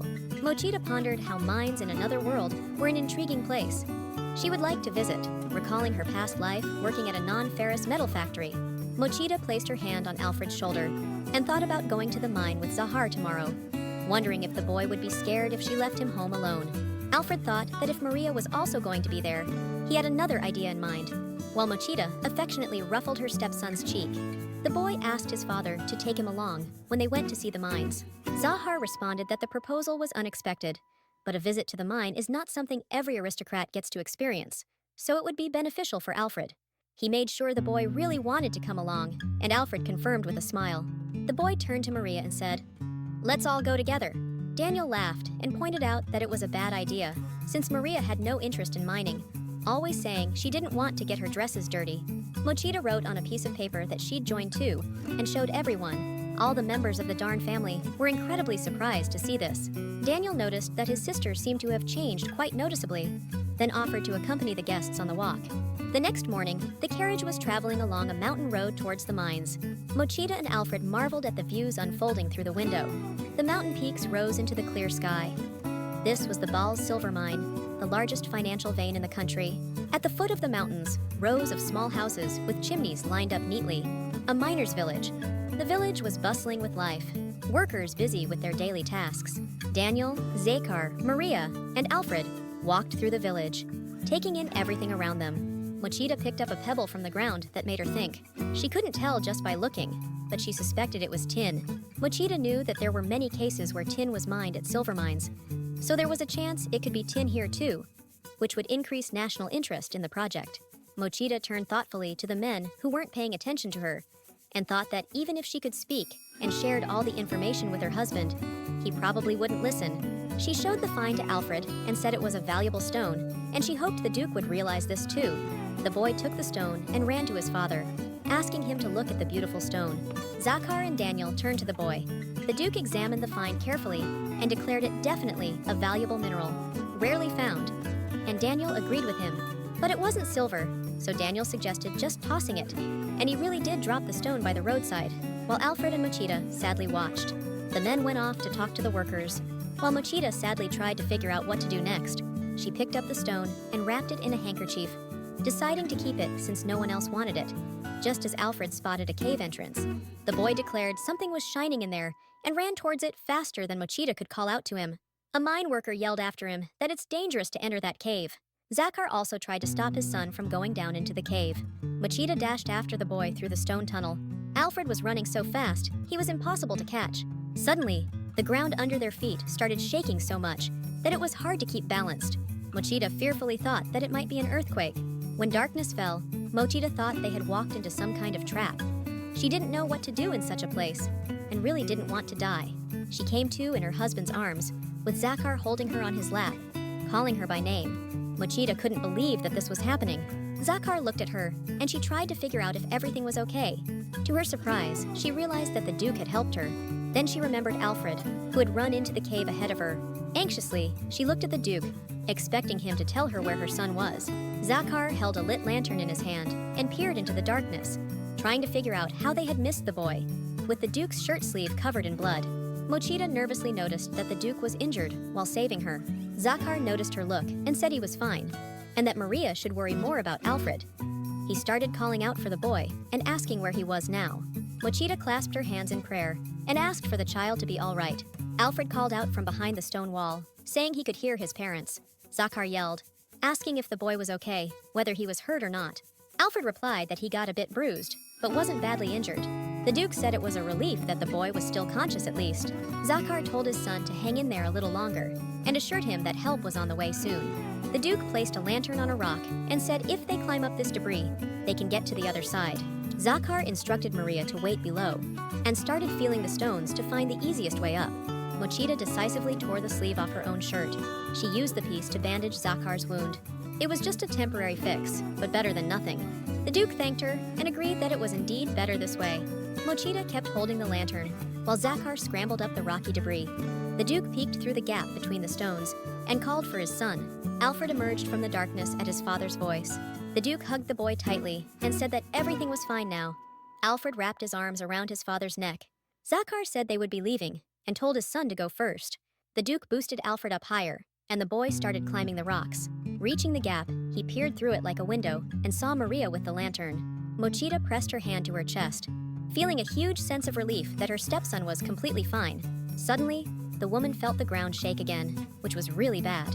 Alfred just couldn't make up his mind to start going down. Mochita screamed in terror without taking her eyes off the boy. She told Alfred to jump faster and reached out to catch him. The boy jumped right into Maria's arms. Mochita held the child tightly against herself. She asked the boy if he got hurt and if everything was really okay. Alfred assured his stepmom that he was fine, but she needed to stop yelling so loud, or he'd go deaf. Mochita realized that her voice had indeed come back, but she was so scared that she hadn't noticed it at first. Zakar also came down to the family and asked Maria if her voice really had come back. Mochita bashfully looked down and confirmed it. She said that the moment she desperately shouted Alfred's name, her voice came back. Mochita gently touched the boy's cheek with her palm, and he smiled back at her. Stretching out his arms towards Maria, Alfred exclaimed how happy he was that she could talk again and congratulated her. With a joyful smile, Mochita hugged her stepson and thanked him. Bright light was breaking through a hole in the cave ceiling. Zakar was the first to notice it and looked up. "Hey!" Someone shouted at them from above. It was the workers who had cleared the debris. They were glad to have finally found them and asked if everyone was alive. Mochita screamed in fear, urging them to hurry up and help. After being safely rescued, they spent the night at the Darnov estate. Alfred, worn out, crashed hard and fast. Mochita came to tuck him in and said he had done a great job. She wished the boy good night and left the bedroom, carefully closing the door behind her. Mochita was determined to go and handle another important matter. She knocked on another locked door and asked for permission to enter. The woman cautiously peeked into this bedroom. Zakar was sitting in a chair by the window, gazing at the starry sky. He turned around and asked what was up. Mochita showed the first aid kit she brought and told him she came to take care of her husband since he got hurt in the cave. Zakar argued that it wasn't necessary, just a scratch, nothing serious. Mochita asked if he was sure, but the Duke replied that it wouldn't be a big deal to treat the wounds tomorrow when he gets back. Mochita got mad and demanded the Duke to come over, saying that the wounds left could cause complications. Zakar was really surprised by her assertive tone. He came over and sat next to Maria, but didn't look at her, saying everything was fine. Mochita remembered how she treated little Alfred's scraped knees, and how the boy cried and was scared to do it. She thought that the father and son were alike, in that they both hated getting treated. Mochita told Zakar to show his injuries. The Duke resigned himself and started taking off his shirt. Mochita awkwardly realized she wasn't ready for this kind of situation. She stared at the handsome figure of the half-naked Duke and couldn't understand why it suddenly became so awkward and hard to look away. The Duke turned his back, and Mochita saw huge bruises. Zakar's injuries were even worse than she expected. Mochita looked down and said she was really sorry that the Duke got hurt because of her. But Zakar told her it wasn't her fault, since he chose to protect Maria himself. The Duke mentioned that, among other things, Maria bandaging his bleeding wound was very timely. Mochita said she wanted to be a bit helpful, considering she was safe and sound thanks to Zakar. The Duke closed his eyes, and it was impossible to read anything on his face. Mochita told him he shouldn't hide his injuries, but Zakar replied that there's no need to worry. The man admitted he couldn't bear the thought of anything bad happening to his son. Mochita thought she understood perfectly, as she applied the medicine to a napkin. Zakar started to say something, but stopped right after he began, and Maria immediately asked him to repeat. The Duke said that day he thought Maria had intentionally pushed Alfred down the stairs. Now he realized how wrong he was, felt really sorry, and wanted to apologize for that situation. Mochita fondly thought that her husband was an incredibly honest man. She applied a medicated napkin to Zakar's back. Mochita said she would remember those words for the rest of her life. She looked quite pleased at the Duke. The next morning, they were getting ready to head home and were saying goodbye to Daniel in the estate's courtyard. Daniel said he was sorry that the visit ended up having some troubles. Zakar bowed slightly and said he was still grateful for the guidance and help. But thanks to that unfortunate incident, Maria got her voice back. It seems fate itself led them to that cave. Daniel looked closely at Mochita. He said his sister had changed a lot after getting married, as if she became a new person. Those words really shook Mochita up. She laughed loudly on purpose and said that a happy marriage could change anyone, all the while thinking she needed to get out of there ASAP before more suspicions arose. Their carriage was already waiting, ready for the journey ahead, and Mochita thought she'd never return to Maria's family home again. Soon, they were back at their castle. An extremely agitated Melio rushed up to the Duke as soon as he stepped out of the carriage. The young man bowed and apologized for coming with business so early. but Zahar immediately asked what had happened. Malio explained that they received a message that the ship carrying silver for international trade had capsized during a storm. Zahar anxiously asked his assistant to clarify what had happened. He specified that he wanted to know about the crew, and Malio confirmed that everyone had survived. But all that massive amount of silver they had been saving up was completely lost to the sea. Zahar thoughtfully said they needed to hurry and find a replacement for the silver. He asked if His Majesty knew about the incident yet, and Malio replied that he probably didn't. The Duke said they needed to settle all diplomatic issues, so he's heading to the palace right now. Mochida noticed that they had just returned, but Zahar said he needed to rush, and Maria would have to take care of Alfred. Mochida looked at him sadly and said she understood. Just asked the Duke to be careful. All that was left for her and Alfred was to anxiously watch the carriage moving towards the castle gates. Entering the house, Mochida collapsed onto the couch, exhausted, and exclaimed that she was terribly tired. Alfred asked if everything would be okay with his dad, and if they couldn't somehow help him. Mochida looked at the boy thoughtfully. Alfred laid his head on her lap, and she stroked his hair. Mochida said that it's the nature of his father's job. It's tough, so all they can do is patiently wait for Zahar to come back. To keep the boy from feeling down, she started tickling him and goofing around, making a scary face. Mochida pretended to attack Alfred, and he laughed joyfully. Mochida thought to herself, he really is an adorable kid. Suddenly, an unexpected thought struck her. In her past life, she had never considered having kids. Alfred was just so special, she thought, stroking his head. The boy picked up on her thoughts and asked what was wrong with him. Mochida smiled and told him he had supernatural abilities. She remembered asking him to share more about his powers before. Both lost in thought. Mochida about how she had already tried to question the boy. Alfred about whether to bring it up again. Alfred looked at his stepmom and said that Maria was special too. The boy explained that his mom and grandma had the same power, but it had caused them a lot of trouble, so they told him to keep it a secret. Mochida figured it made sense. If someone evil found out about this power, they'd definitely abuse it. Alfred turned away and added that his powers come with a bunch of drawbacks. Alfred was used to constantly hearing all sorts of thoughts, including some about himself, with some wishing he'd disappear or even die. Alfred admitted that he hears a lot of unpleasant voices. That's why the boy tried to keep his distance from everyone and didn't get too close to anyone. Mochida thought that Alfred must have had a really tough time. The boy exclaimed that thanks to this power, he was able to become friends with Maria, and that made him happy now. Mochida was really moved by these words. She told the boy how she felt, and they hugged each other. Alfred just said that he wished his dad could also take a break from his worries. Mochida looked anxiously at her stepson. She agreed with what he had just said. Mochida remembered the sunken ship with silver. She was sure that Zahar had mentioned something about finding a substitute for this metal. A sudden idea popped into her head. In her pocket, there was still a small stone wrapped in a handkerchief, which she had found near the mine. Mochida pulled it out and mentioned it might just work. Together with Alfred, they headed to the large library in town. There were so many books that Alfred was thrilled. Mochida was confident that among all these books, they would find something to answer her questions. In one of the books, she indeed found the information she needed. It was exactly what they needed. The found stone was described in detail in one of the articles, noted for its metallic sheen, color ranging from brown to light yellow with black veins. Mochida was happily eyeing her find. No doubt about it, it was tin. Sitting next to her on a chair, Alfred joyfully shouted, "Hooray! You could make all sorts of stuff out of tin, even base a whole industry on it." Mochida and Alfred headed back to their castle. Malio, who greeted them, asked where they had been. Mochida explained they went to the library and asked if Zahar had returned. Malio replied that the Duke was already home, but he thought it was best to steer clear of him for now. Maria inquired how critical the situation with the capsized ship was. Malio averted his eyes, feeling like the Duchess's words were cutting through him like a knife. Malio said the Duke was too busy, so it was better not to disturb him. But Mochida didn't wait for him to finish and headed towards the house, telling the young man to keep an eye on Alfred. The woman entered her husband's office with determination. Zahar looked up from the documents he was reviewing, his expression tired and worried. When Maria approached his desk, Zahar apologized and said he was really busy at the moment. Mochida stated she had something to tell him and handed over her stone. Zahar took a closer look at the find and asked if she found it during her recent visit to the Darnov mine. The Duke recalled how he and Daniel had already examined this mineral. Mochida announced that she was curious about the stone, so she did some digging, and now she had no doubts it was tin. She mentioned that there's a lot of it in the Baltz mine, and it sells for the same price as silver. Zahar asked what was so special about this metal. Maria explained that tin is softer than silver and easier to work with.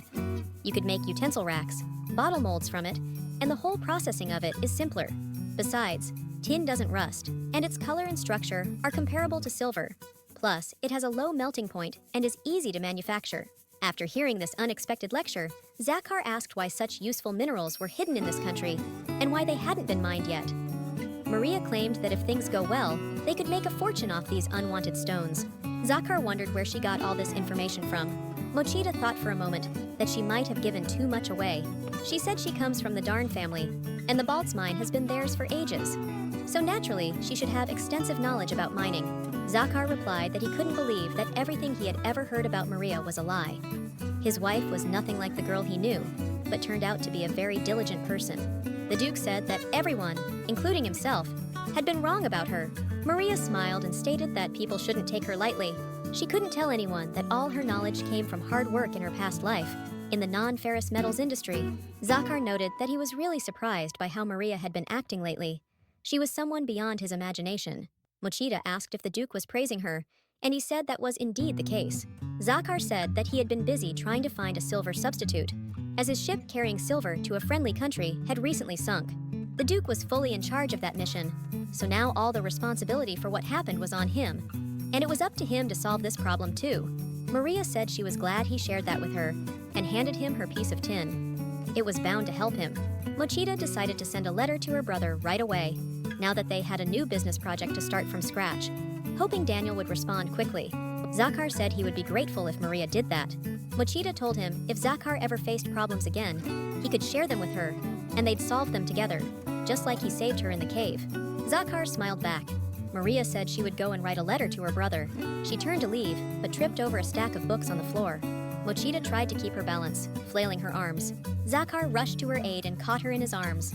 Mochita felt the Duke's hand on her waist, to her surprise. She was really thrown off by how close she and Zakar ended up. Zakar let her go and remarked that she was heavier than he thought, which offended her.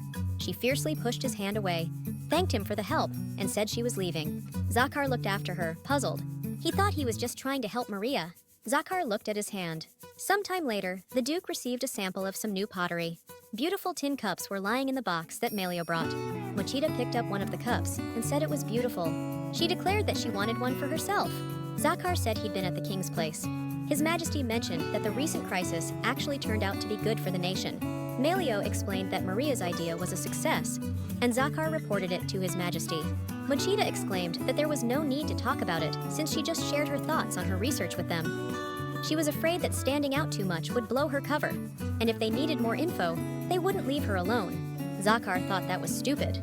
He just wanted His Majesty to know that Maria wasn't the villain everyone made her out to be. Zakar liked that his wife took the country's future seriously. Mochita thought this meant Zakar was slowly starting to approve of her. She couldn't help but feel pleased about it. She gave the Duke a sly look and thought that everything happening was keeping her further from the doom she had always feared. Zakar was watching her because she did a great job. This threw the woman into extreme agitation. She thought she was in for a tough journey that would lead her away from all the dangers threatening her life. The awkward scene dragged on. Tin wine goblets and other accessories were becoming more popular, with more manufacturers entering the market. The new ore was easy to process, and the products were beautiful and resistant to rust. All eyes were on Maria. She thought that in this case, national interests were preserved, but the situation also turned out well for the Darn family. But Mochita didn't know if Maria's father would be happy about it. She decided to ask Zakar about her family matters, but couldn't find the right words. Eventually, she asked if her father had said anything. Mochita knew that lately, the head of the Darn family had some disagreements with His Majesty. Zakar replied that Mr. Darn didn't say anything special. All the tin was mined from mines and shafts owned by the Darn family. Zakar said that all the Darns got their share, even a raised one. Mochita looked at her reflection in the mirrored surface of the glass, fearing that Maria's father could cause trouble, as he was a greedy man. When she voiced this, Zakar was surprised. He never thought that Maria could think of her father in such a way. Mochita laughed, because she couldn't tell the Duke that inside Maria's body was a completely different person. She got up from the table to leave. She still needed to write to Daniel and thank him for finding the time to address the tin issue. Maria sat at the massive desk, rereading the letter. It was simply a miracle that there was one decent person in the Darn family. Daniel was a huge help with the new project. Dad would have never managed it so quickly. Mochi thought she saw something weird outside the window. The woman walked up to the window and peered into the twilight garden. Alfred was heading somewhere in the park, all by himself. Mochid was really curious about where the boy was going. Alfred kept moving deeper into the dark park. Mochide had an empty sheet of paper in front of her. She tried to get back to her writing. She looked out the window anxiously. The weather was getting worse. The maid burst into the room screaming, then stopped and apologized for disturbing the lady at such a time. Mochid asked what happened. The maid confessed she had searched the entire mansion and couldn't find Alfred, asking if the lady had seen him. Mochida got seriously worried too. After all, she saw where the boy went. She wondered if Alfred still hadn't come back from the park. Zakar noticed Maria getting ready to leave the house and asked her if she thought the storm had gotten too rough. Mochida mentioned that she saw Alfred heading towards the forest. Zakar asked what the boy could be doing there. Mochida didn't know, but she felt it wasn't for no reason. Melio called out to the Duke, and the young man rushed over to them. He searched the entire mansion again, but still couldn't find the boy. Mochida felt her heart squeeze with fear. She exclaimed that she needed to search for Alfred in the forest. But Zakar held her back, noting that it was dangerous to go alone, so he would go with her. Melio said that it wasn't safe for the Duke and Duchess to take risks. He'd rather go himself with the servants to look for him. Zakar pressed his hand against his chest and said that since he's Alfred's father, he should be the one to search for his son. Melio was surprised to hear this. Zakar wrapped himself in his cloak and decisively flung open the door into the bad weather. The Duke instructed Maria to stand behind him and stay close. It should at least offer her some protection. Soon, they saw Alfred sitting on the ground behind a tree, with the rain pouring down like a wall around him. The boy was clutching a little kitten to himself. Zakar started yelling at his son, asking how he could leave the house in such weather, wanting to know what the boy was thinking. Alfred looked at his father and said he just wanted to protect the kitten, because the storm was coming and the kitten was all alone. Zakar yelled that he didn't care. The boy looked at his dad and trembled. Zakar told him to leave the cat here and go home, reaching out to the kitten. Alfred stepped back and declared he'd never do such a thing. He cried and said that if his dad made him do it, the little one would die here. Maria reached out to her son. She stroked Alfred's head and told him it's okay. They would go home with the cat. Alfred, in tears, looked at his stepmom and asked if the kitten was really going with them. Maria smiled at him and said that it was so. She reminded Zakar that their main task right now was to get home as soon as possible. The Duke wasn't happy with the decision, but he agreed to take the kitten with him. Soon, they were at the mansion, and the maids surrounded them. Mochida ordered a hot bath to be drawn immediately. Alfred needed to be bathed right away. She told the boy to leave the kitten with her and go warm up himself. Alfred asked her to take care of the kitten. Mochida promised him she would. The maids took the boy to his rooms. Meanwhile, Mochida bathed the kitten in a basin of warm water. She said the kitten was a lucky one, as if it had found a guardian angel in Alfred. When Zakar entered the room, Mochida was still tending to the kitten. Zakar said that stray cats carry various diseases. Humans are susceptible to most of them, so they needed to get rid of the cat. Mochida said she couldn't do that, because she had already made a promise to Alfred. The Duke and Duchess started yelling at each other, one insisting he could ban the cat from the house as the head of the family, the other arguing that Alfred risked his life to protect the kitten. Mochida stated she was aware of all the risks, but wouldn't let anyone lay a finger on the cat since she was responsible for its life. Zakar declared she was unbearable, but he would bring a vet. And in the meantime, Maria needs to make sure the kitten doesn't crawl into some hard-to-reach spot and that no one else touches it. After a walk in the rain, Alfred got a fever, and now he was in bed with a compress. Maria came to ask him how he was feeling, holding a white kitten in her arms. Alfred said he was fine, and immediately asked how the kitten was doing. Maria replied it was also fine, so he could rest easy and regain his strength. Alfred smiled, closed his eyes, and fell asleep right away. Zakar entered the room and asked if the boy was asleep. Maria said he fell asleep instantly, but that was expected, since the cold had totally worn him out. Zakar sat down on the bed and looked at his son, wondering who he got his noble traits from. He placed his hand on the boy's forehead and noted that the fever wasn't too high. Zakar smiled with visible relief. Maria watched him with a feeling she couldn't quite understand herself. The kitten she had been holding all this time suddenly jumped onto Zakar's lap. The Duke demanded, annoyed, that the kitten get off, asked Maria to help him and to stop laughing.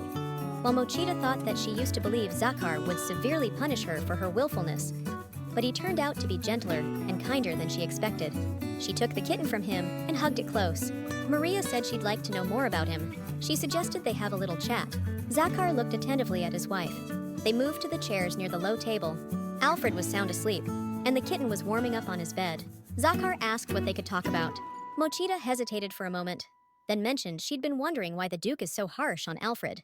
He explained that the Brown family has been close to the king for many generations, so his son must be raised strictly to live up to this status. Mochida exclaimed that she understands the reasons, but the boy is only 5 years old. Zakar said that Alfred needs to be aware of all the affairs from an early age. Suddenly, Mochida guessed something and asked if it was the same for him. Zakar nodded and confirmed it was. Every day, his father would teach him and yell that he couldn't even do the simplest things, making him repeat exercises over and over. The boy put all his effort into the training sessions, aiming to impress his father. He desperately wanted his approval and would look back at him for support. But his father never celebrated his achievements with him. He said the kid had zero talent for it. He felt sorry that his son was incapable. Zahar never thought of training as something he wouldn't want to do. There were times when he just didn't feel like doing it because he felt very lonely. Maria told him that Zahar didn't have to be as strict as his father. There were other ways to train Alfred. Then she remembered how she used to train Alfred herself and thought that she should probably revisit her own methods before giving advice to others. Zahar dropped his head into his clasped hands and said he didn't want Alfred to die. Mochida looked at him, not understanding. Zahar explained that his father had died protecting the king, and even such well-trained people could die, no matter how much you train. It wasn't the deciding factor. Zahar said he had already lost a precious part of his soul. Mochida realized that the Duke was talking about his first wife, Alfred's mother. She said out loud that she thought Alfred was turning out to be a really good boy. Maybe the harsh training methods didn't work. Zakar guessed it was thanks to his late wife, who did a lot for Alfred's upbringing. And Mochida added that the boy's mom was a very kind and sweet person. Zakar looked at Maria with surprise. She asked what he was seeing in her. Zakar looked down and admitted that he once again thought she was a completely different person. Not at all like he had imagined her before. In the past, she was described as a disgusting and terrible villain. Although that was how the original story in the book went, it was hard for Mochida to hear those words over and over again. Zakar glanced towards the bed where Alfred was sleeping. He remembered how the child started to behave when Maria showed up. The boy mentioned that Maria is his friend. Zakar said that lately, Alfred hardly ever keeps quiet. He talks more than he used to. Mochida silently looked at the Duke. She thought that she wanted to hear him again. After a while, Zakar was sitting in his office reading. He pictured Maria's smiling face. These thoughts distracted him from his work. Zakar leaned back in his chair and covered his eyes with his hand, finding it hard to focus. Suddenly, the office door burst open and Maria rushed in. Her face was very anxious. Zakar was anxiously waiting to hear what news she would bring. It was a clear winter day. Alfred in his new coat was running around joyfully, while Melio tried to calm him down. Maria told Zakar they had serious business. Zakar didn't quite catch on at first. He kept asking what was wrong with her, why she needed to go to town. They headed to the fair because Maria said she needed to buy a gift. Maria's face was joyfully excited, and she said the gift was for Zakar. Maria was diligently decorating the Christmas tree for the holiday. She really liked how it was turning out. Alfred came over with a kitten in his arms and marveled at how big the tree was. Alfred wanted to help with the decorations too, and he started hanging ornaments on the lower branches. The boy asked the kitten if it could see how beautiful the tree was. The kitten just meowed back. Maria said the kitty seemed to like her new name. Alfred called the kitten Milk. Alfred loved and enjoyed playing with the kitten. Mochida always dreamed of having a great Christmas, because her family never celebrated it. Now she could do everything just the way she wanted. Alfred asked his stepmom what else people do for Christmas. Mochida suddenly thought that Alfred also never got to properly celebrate the holiday. The boy's mother died last year, and if they ignored the holiday now, it could lead to a dark ending of the book. Mochida told Zakar that she wanted to make the end of this year very fun for Alfred no matter what. Zakar listened in surprise as Maria talked about making Christmas unforgettable. Cheerful Alfred was running around calling his dad and Maria over. Mochida walked up to him and squatted down to be at eye level with the kid. She looked into her stepson's smiling face as he hugged her. Zakar watched the scene closely, thinking that this Christmas could indeed be the best day of the year for Alfred. Together, they walked through the capital streets. Mochida asked Alfred what he would like. The boy gazed at the bright lollipops on sticks sold by local shops. Alfred's wish was pretty obvious. Suddenly, Alfred said that actually, he wanted Maria to pick out the best clothes for him. Mochida gave her husband a puzzled look. He agreed and off they went to the store. Alfred tried on a ton of different clothes. Mochida thought everything looked too cute on him. She didn't know what to do. She couldn't just pick one outfit. A whole mountain of clothes lay before them. Mochida asked Zahar if they could take all of it. The Duke agreed, saying since there's nothing to be done about it, they'll take it. Mochida mentioned there's a shop nearby she'd like to check out, so she'd be stepping away for a bit. Zahar smiled, let her go, and said they'd be right here, so she should come back here when she's done. Mochita stepped outside and thought about the candy that Alfred really liked. The woman went back to the candy store and picked a lollipop with little cat ears for her stepson. She was sure Alfred would love it. While she was peacefully strolling down the street with a lollipop in hand, the enemy's hand was already reaching out to her. Someone grabbed Maria, squeezing her wrist tightly. Maria was dragged around the corner with such force and speed that she dropped her lollipop. The stranger pushed Mochita against the wall. It was a bearded man with 2 scars on his face, wearing unusual clothes, who said he was looking for her. He asked about the murder case, which really puzzled Mochita. The lollipop with ears lay on the ground where everything had happened. Mochita asked who the stranger had mistaken her for. The man smirked. He was absolutely sure it was Maria who had placed the order. He remembered it. But Mochita had no idea what he meant or what murder he was talking about. The guy said she should have told him the final date, but she disappeared for too long. Mochita exclaimed it was just a misunderstanding, because she never agreed on anything with this dude. The stranger handed her a photo showing a sad Alfred holding a plush kitten. The man claimed she gave him a photo of the boy, because that's exactly who he needed to kill. Mochita looked at the stepson's photo in shock. The stranger noticed the expression on her face and asked if she recognized him, because judging by her reaction, they must be well acquainted. He mentioned that a lady in a hooded cloak, easily recognizable as Maria, came to them for a job half a year ago. Initially, the lady spoke with the young man. She showed him a photo and said that this boy needs to be killed and to make sure no traces were left. The stranger approached them and asked if she didn't bring too little money to pay for such a job. The lady said this was an advance, and if they successfully complete the job, they'd be handsomely rewarded. The bandits exchanged glances. The elder one, who now had Mochita in his grip, suggested to the younger to have a private chat. Then only the elder returned and looked closely at the lady. The lady said that this kid was like a pebble in her shoe, always looking like he's figured out the futility of life. And because of him, she doesn't want kids anymore. He ruined it all.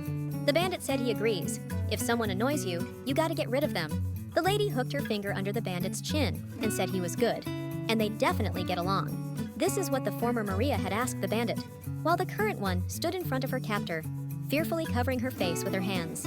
She couldn't believe that just before her transformation, Maria could have ordered Alfred's murder. It was disgusting. She said she was sorry, the order was canceled, and now she would like to get that photo back and have everyone forget this story, and she would pay all the promised money. The bandit said the advance was long gone, and now they'd need a lot more cash. On top of the agreed amount, he wanted compensation too. Mochita promised to do as the man said. She said the main thing was to cancel the order, since she no longer needed it. But the bandit pressed a cloth to her face. He said that the woman was mocking him, and he didn't care about her circumstances. Mochita collapsed into his arms, unconscious. He slung the lifeless Mochita over his shoulder and headed away from the place. At that time, Alfred and Zakar noticed that Maria had been gone for too long.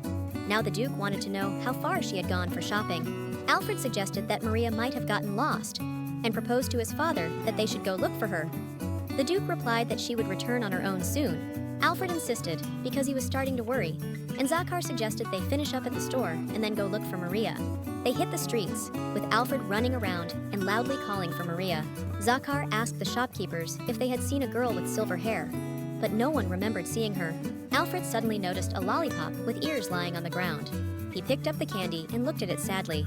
At that time, in a ruined house on the outskirts of Mokuda, she came to. She was kneeling on some old rug amid overturned furniture, her hands tied behind her back. A stranger noticed she was awake and asked if she was feeling nostalgic, if she remembered this place. Maria recognized him and screamed. She tried to move, but her hands were tightly bound, and the stranger said there was no point in going crazy. Mochita asked what he was planning to do with her. The stranger explained that while she was asleep, he was thinking about what to do with her next. She seemed pretty, so she could be sold as is. He added that there could be another way if someone paid a ransom for her, since, judging by her clothes, she was from a wealthy family, an aristocrat. Mochita said her family was just ordinary and almost broke, and the stranger replied that it was a pity, so the only option left was to sell her to someone. Mochita was really scared. Meanwhile, on the streets of the capital Alfred, he was looking at a lollipop with ears in his hand. He recognized the candy he had recently seen, and then Maria noticed. Alfred got really sad. Maybe Maria had left them just to buy him this candy. His dad came over and asked what he had found. Alfred started talking about the candy and Maria, but stopped midway because his dad didn't know about his son's magical powers, so he couldn't tell him what had happened recently. The boy suddenly took off and ran through the crowd. feeling that Maria was somewhere close by. Accidentally, the boy bumped into a passerby, who roughly told him to watch where he was going. Alfred caught the thoughts of this man, who was thinking he needed to hurry back to his brother. The kid thought this guy was thinking about Maria. Alfred got really worked up because the man was about to leave. But maybe he wasn't thinking about Maria at all. But it could be that the stranger was actually thinking about her. Alfred came up with a plan, ready to take decisive action. He caught up to the stranger and grabbed his leg with a shout. Alfred yelled loudly, "Hey mister, where are you going?" While the stranger tried unsuccessfully to shake him off. The stranger thought he needed to get back to the shelter as soon as possible. And Alfred figured that's where they were holding Maria. The boy didn't know what to do next, as the stranger kept trying to push him away. At some point, the robber managed to do it, but Alfred managed to slip a candy into his pocket. Alfred hit the ground. His dad helped him up, while Zakar caught up to them, asking if he was hurt badly, and some stranger commented that the kid needed better discipline. The stranger walked on, but Zakar didn't pay him any mind, kept asking why Alfred wasn't answering, wondering if he got hit too hard. Alfred assured everyone he was fine, and pointed at the departing stranger, claiming that the man had stolen his candy. At first, Zakar didn't believe it, but then Alfred pointed to the stranger's pocket. Sure enough, there was a candy visible in the pocket. Zakar figured out that it was the candy Alfred had picked up off the ground. Alfred said it was still clean. He wanted to keep it, but the stranger snatched it from him. Zakar looked at his son, thinking that the man hardly needed the candy since he was no longer a child, while Alfred hoped his dad would believe him, not catch him lying. After thinking it over, Zakar declared that taking candy from a child is just not acceptable. He was planning to return her to Alfred's celebration. A stranger arrived at the abandoned house on the outskirts. Zakar and Alfred followed him and were now hiding nearby. Zakar was holding the boy in his arms. The Duke thought the stranger seemed unusually cautious, looking around. Zakar told Alfred that he would follow the man himself, and the boy should wait here for him. Alfred insisted he wanted to go with his dad, but the Duke strictly forbade it. The boy clenched his fists and said there are things he can handle now. Zakar thought his son had stopped being so timid. The Duke said he understood his son, but this time it could really be dangerous. So he asked Alfred to hide here, for safety. The boy had to admit he needed to obey his dad. So he hid behind a bush, and Zakar cracked a smile before leaving. The Duke approached the door of the old house. It was locked, so he had to knock. The robber cracked the door open and asked the Duke who he was. Taking a closer look at his face, the man recognized him as the father of the kid who had attacked him on the street. The robber asked why Zakar was after him, and the Duke explained that his son said someone stole his candy, and now he wanted it back. The robber didn't catch on at first, but Zakar pointed to the candy still bulging in his pocket. The stranger asked for forgiveness for the disturbance, and said he'd return the candy to Zakar right away. The Duke didn't let him close the door, holding it open with his hand. He wanted to ask this guy something else. He mentioned he was looking for someone with silver hair. The robber first said he didn't know, but then asked what Zakar's relationship was with this woman. The Duke realized he hadn't mentioned he was specifically looking for a woman. Zakar whipped out a dagger and pointed it at his interlocutor. The blade whistled right past the stranger's ear. Zakar demanded to know where his wife was. Meanwhile, the gang's leader was grilling Mochita about who she was, threatening to sell her. He said he really didn't want to sell such a beauty, reached out to Mochita, and she bit his hand hard. The bandit cursed and jerked his hand back. "That actually hurts," he said. He had planned to sell her alive to someone as a slave, but now he was just going to kill her and sell her organs instead. The stranger swung to stab the woman with a knife, unaware that Zakar was watching the whole scene. Maria was the first to notice the unexpected rescue. Zakar yelled, asking if she was okay. The Duke easily defeated the first opponent. Mochita watched the fight from the sidelines. Zakar demanded his wife be returned to him. The second bandit grabbed a woman, intending to use her as a shield. He put a knife to Mochita's throat and ordered everyone to freeze. The bandit asked whether to tell him what would happen if the Duke moved even a step closer. A frightened Alfred watched everything through a window. He was really worried about Maria and his own father. Dad told the boy to hide, but he was the only one who could help them right now. The boy was trying to figure out what he should do. Alfred sneaked into the room from the other side and lunged at the robber. The stranger cursed. With a powerful move, he flung the boy off his shoulder. Alfred was thrown a few steps away and hit the ground hard. The stranger swung his knife at the boy, yelling that if he really wanted to die, he'd gladly help him out. Maria, horrified, rushed to help Alfred. The knife plunged into her back. Blood spurted out. Alfred watched it all with his eyes wide open. When he realized what had happened, tears filled his eyes. Maria was lying on the floor, and Alfred rushed to her, pressing his hand against the wound. He called her name as blood soaked his palm. Alfred looked at his hand in horror. Zakar was already running towards them, pulling off his coat. He tried to press the thick fabric against the wound. The bleeding was too severe.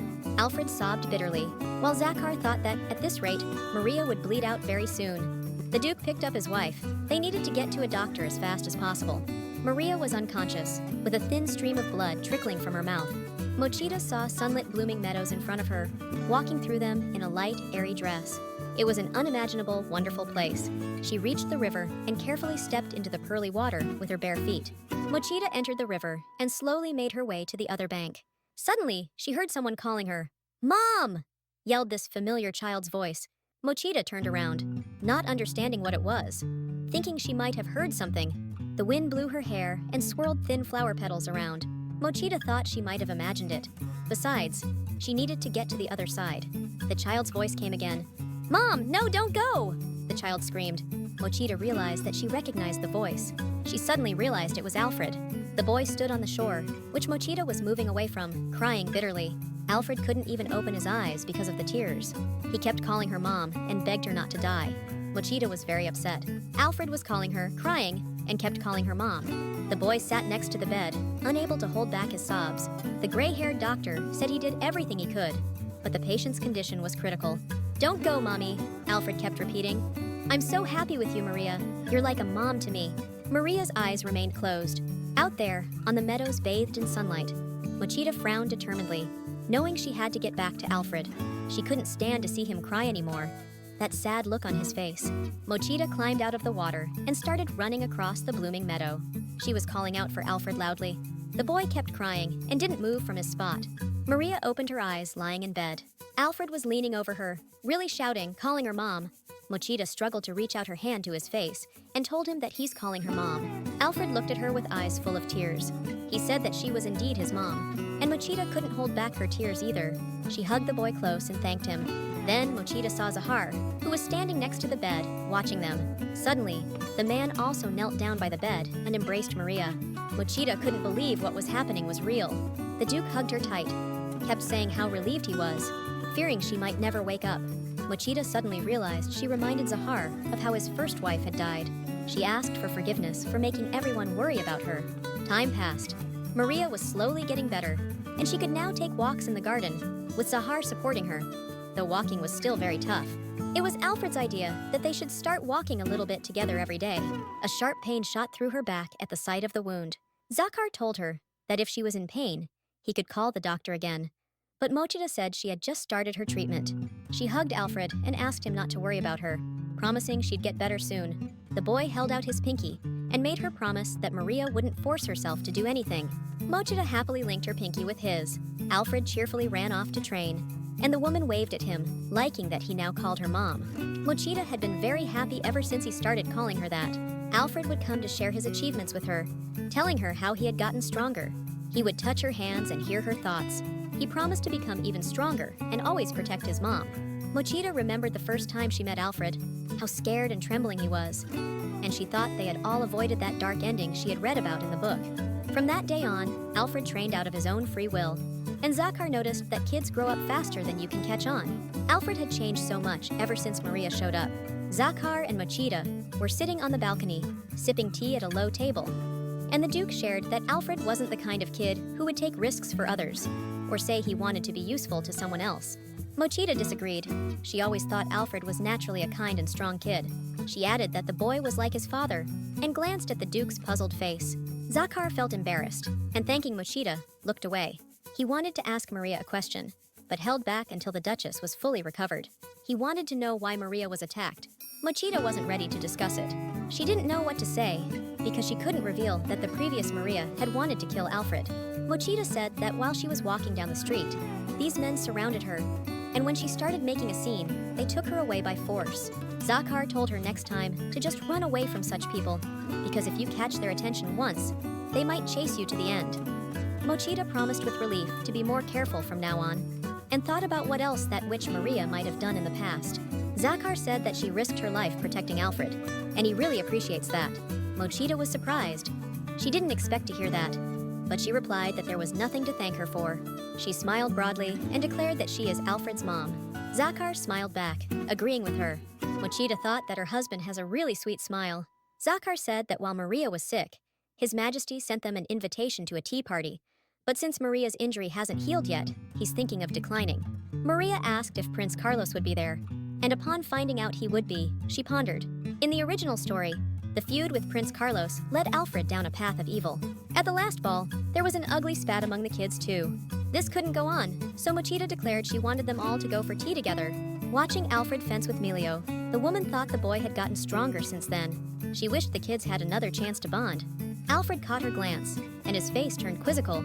Soon, the day arrived, and they were gearing up for the trip. Zakhar gazed at the terrace bathed in sunlight. He remembered how radiantly Maria smiled when they sat there. Zakhar couldn't figure out what feeling was taking over him with these memories. Melio entered and reported that the carriage was ready. It was time to set off. Melio exchanged looks with the Duke's butler. Experienced servants always picked up on their master's moods. Dressed in stunning court attire, the Brown family entered the palace.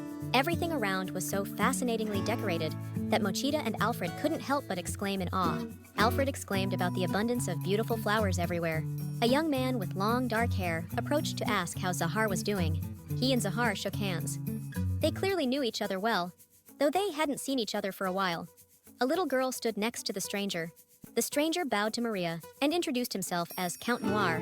Maria was pleased to make a new acquaintance. The girl next to the Count was strikingly pretty, with bright green eyes, long hair, and a soft blue dress with lots of ruffles. The Count said that this was his daughter, Anna. The girl stepped out from behind her father and performed a graceful curtsy, holding a large book in one hand. "Let me introduce myself," said the girl. "I'm Anna Noir." Mochita was absolutely thrilled. The girl completely charmed her. Alfred was also looking at Anna and seemed noticeably embarrassed. Zakhar told his son to say hello as well. Alfred walked up to Anna, bowed, and introduced himself awkwardly. Anna smiled radiantly. Alfred also had a book with him, and he showed Anna its cover, which featured a princess wearing a crown. He thought Anna looked a lot like this princess. Count Noir mentioned that the kids were about the same age, so he hoped they would get along well. Maria leaned over to Alfred and said that he and Anna could finally go play together. The adults were summoned by His Majesty, so they headed to the meeting hall. Guest tables were set up in the grand ceremonial hall. Mochita was already being waited on by Maria's group of friends, eager to learn all about the tin dishes and jewelry, since they had all heard that Lady Maria was the brain behind it, loudly marveling at how smart and beautiful she was, coaxing her to spill all her secrets. Mochita laughed off their compliments, saying it wasn't such a big deal. She was really craving a break from this endless stream of flattery, and was anxiously waiting for Zahar to return. Finally, she decided to say she was worried about her son and needed to find him, which was a perfect excuse to escape the chattering group of girls. Rushing out of the hall, Mochita leaned against the door with a sigh of relief and wiped her forehead. She noticed Alfred and Anna sitting closely together on a bench, reading a book together. Both were thoroughly enjoying this activity. Alfred showed an illustration of a princess and mentioned that Anna looked a lot like her. Alfred's words slightly confused both kids. Mochita thought fondly that this girl could be Alfred's first love. Just then, Prince Carlos approached and, upon seeing Anna, declared that he had been looking everywhere for her. Carlos had a pretty haughty expression when he looked at Alfred. Anna asked the prince what happened. Carlos said he wanted to show Anna his horse. Anna smiled and asked if Alfred could come along with them. Alfred was very surprised when the girl asked him if he wanted to see the horse too. Alfred also asked the prince if he could join. Carlos visibly got annoyed, but Anna looked at him so sadly. The prince had to give in to the requests. Alfred and Anna were really happy. They were smiling, eager to spend more time together. Prince Carlos also noticed these signs of budding friendship. He had been looking forward to meeting Anna, and now he was annoyed. Mochita wondered if everything was all right with the kids, but she didn't feel good about interfering in their conflicts too often, remembering how she hated it when her father did the same. Interfering in her child's first love was even more impolite, so Mochita went back to the hall. The three kids approached the stableman, holding two horses, and the prince said both were his. Both were very beautiful, one completely white, the other black. Alfred and Anna were thrilled by the horses. Alfred tried to approach the black one, but the horse shook its head irritably. Anna laughed, while Carlos looked on thoughtfully and displeased. Alfred was clearly freaked out by the black horse's behavior.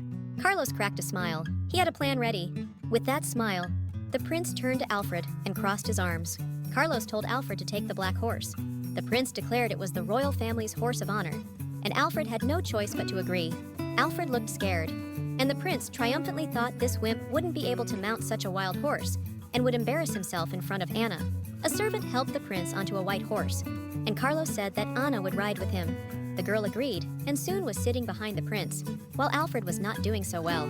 The black horse was clearly upset about something. As soon as the boy got into the saddle, his horse started bucking, trying to throw him off. Alfred grabbed her neck with both hands to keep from falling and asked for help. Anna was really worried, but Prince Carlos was having a blast watching his rival freak out. The servants lifted Alfred off the horse's back. They asked the boy if he was hurt. Alfred managed to read the stable boy's mind, who was helping him. He thought the black horse always acted up when it was hungry, and today he hadn't had time to feed it carrots. Alfred spotted some carrots in a servant's bag. The black horse continued to be cranky and tried to bite the person holding its reins. The horse knocked the man over and wouldn't obey. It headed towards the white horse, which Anna and Carlos were sitting on. Alfred watched the scene anxiously. Anna, frightened, hid her face behind the prince's back. Carlos yelled at the horse to keep it from coming closer. Alfred took a carrot from his bag and stretched it out to the black horse, catching its attention. Alfred was very determined and started calling the horse over. The horse turned towards him, its facial expression still looking pretty intimidating. Neighing loudly, the horse reared up. Then it gladly took the carrot from Alfred's hand.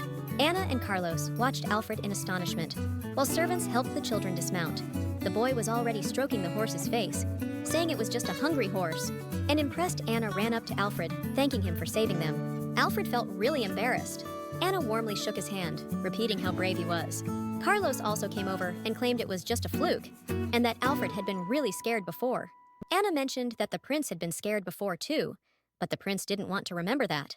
Anna asked, "How about thanking for the help first?" Carlos got annoyed, saying he should be the one to do it.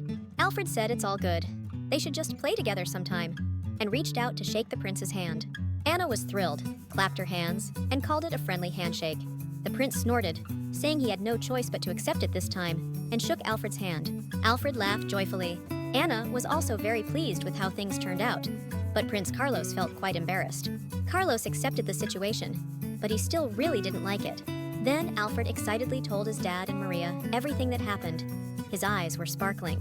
The best part for Alfred was when Anna called him very brave, and he wrapped up his story by saying that's how he became friends with Prince Carlos. Maria patted him on the head and said he was a smart boy, and it seemed to her that the boys' relationship had really improved. Mochita asked Zahar how his talk with His Majesty went. The Duke admitted that he received a report stating the tin yield had decreased, so he needed to urgently visit the mines for an inspection. Maria was worried by this news. She thought it was very strange since not much time had passed, especially since it involved her father, which meant something was definitely wrong. Mochita said that since it involved her family, he would go too. Alfred immediately raised his hand and declared that he would go as well. So they all went to the mine as a family. Daniel was already waiting for them. He thanked the Duke for the visit, while Zakhar apologized for the suddenness. Daniel offered to show the guests out, but right away, they ran into a group of hostile workers. Zakhar didn't understand what was happening and gave Daniel a questioning look. One of the workers rudely asked what this official was doing here. Zakhar explained that he had just received a report stating that production levels had dropped. The workers got noisy and angry, accusing Zakhar of lying, claiming he just wanted them to work even harder, and they demanded fair pay. Zakhar tried to explain that he pays everyone a good wage. He couldn't finish, as the enraged workers shouted that they're always forced to work more for less pay, that the aristocrats take all the profits for themselves, and that the country is to blame, enjoying the suffering of others. Maria watched the crowd of workers, totally confused about what was going on. Zakhar tried to stop the unrest and, raising his voice, demanded that everyone calm down. One of the workers threw his shovel into a pile of dirt and declared that since things had turned out this way, he was quitting. Others followed his lead, while Daniel tried in vain to shout over to them and figure out what suddenly happened. But he got no explanations. He started calling them back. Mochita clutched a frightened Alfred close to her. Zakhar looked very thoughtful. They returned to the Darnov estate. Zakhar decisively headed to the family head's office. Marquis Darn looked up from his papers and asked why his guest had entered without knocking. Zakhar asked to see the payroll distribution report for the employees, but the Marquis responded that it was Zakhar's fault that a strike had occurred.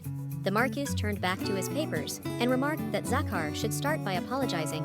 Maria rushed to her father's office door, thinking she came because she was worried about Zakhar, but she was too late to enter. The Duke claimed the issue was that Mr. Darn paid the miners too little, but Maria's father thought the pay was sufficient. While the tin industry in the country is growing, government aid remains the same. More funds are needed for further expansion, and the Marquise is hoping for a prompt response. However, the Marquis said, "There's another option where all the profits from the tin industry would belong to the Darn family." Zakar looked at the man and couldn't immediately find the words to respond. He exclaimed that the tin is the property of a state enterprise. It can't be owned entirely by one family. The Marquis smirked and said that in that case, there's no choice but to stop the mining, since cooperation with Zakar isn't working out. And he planned to write to the king about it. Zakar watched his counterpart, struggling to hold back his words and emotions. He said he understood the Marquis and apologized once again before turning around and leaving, letting his opponent savor the victory. Maria and Alfred were waiting for him outside the door, but they didn't dare ask anything. Mochida silently watched as the Duke walked down the corridor. She was very anxious and didn't know what to do, since at this rate, all the blame for the mine issues would fall on Zakar. Mochida saw what was happening as a sinister plan by the Darn family, and she was planning to somehow stop it from happening. Alfred took Maria's hand and heard her trying to come up with something. The boy realized that his dad was in danger. That meant he had to do something about it too. Alfred looked at his palm, and it struck him that his power might help. "Mommy," Alfred declared, "count on me." Mochida couldn't hold him back, and the boy quickly rushed into Marquis Darn's office. Alfred was determined to save his dad. The boy approached Marquis Darn's desk and addressed him as Grandpa.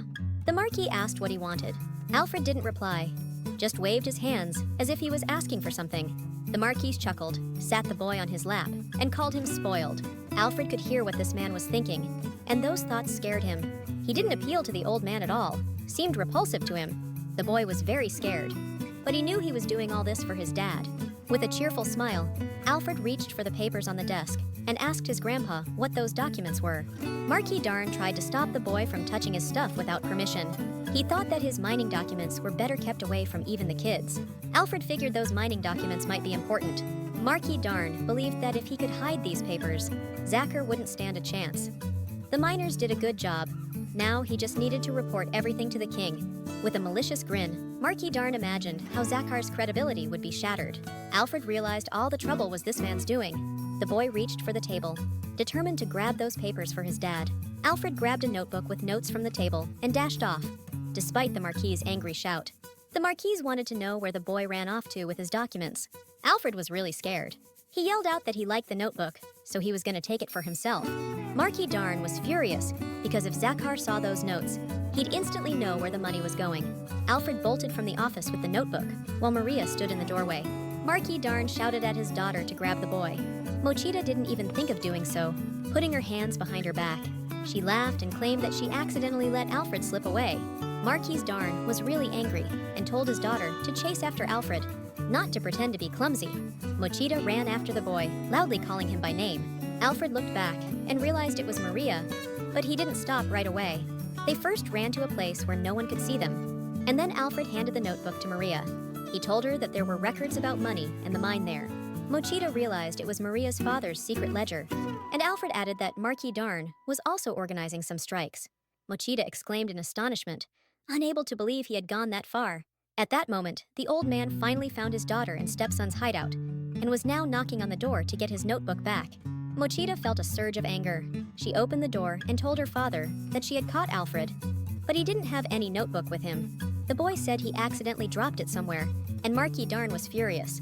The Marquis yelled at the servants to find the notebook at all costs, but in reality, it was with Maria. Mochida said she would give Alfred a proper scolding later. Meanwhile, the servants were running around like headless chickens, and the Marquis's angry shouts only fueled the chaos. Mochida gently placed her hand on Alfred's shoulder and gave him a smile. She thought to herself that Alfred was doing a great job and wanted him to know what she was thinking. Alfred's scared expression turned into one of curiosity as Maria flashed him a dazzling smile. Soon, they were both laughing heartily. Maria felt relieved because as long as she had that notebook, she could expose all her father's wicked deeds. She couldn't say it out loud, but she wanted Alfred to share her joy, so she sent him the thought telepathically. Just then, Zakar came over and asked his wife what was going on. Mochida told him that the Marquis had lost something, and everyone was looking for it. Zakar mentioned that he was about to meet with the head of the miners. Both Maria and Alfred wanted to go with Zakar. The Duke didn't object. Mochida thought they could use the notebook as evidence to end the strike. She handed the notebook to her husband as they sat in the carriage. Maria explained that it was an accounting book her father had hidden, related to the mine. Zahar opened the notebook and began to read it.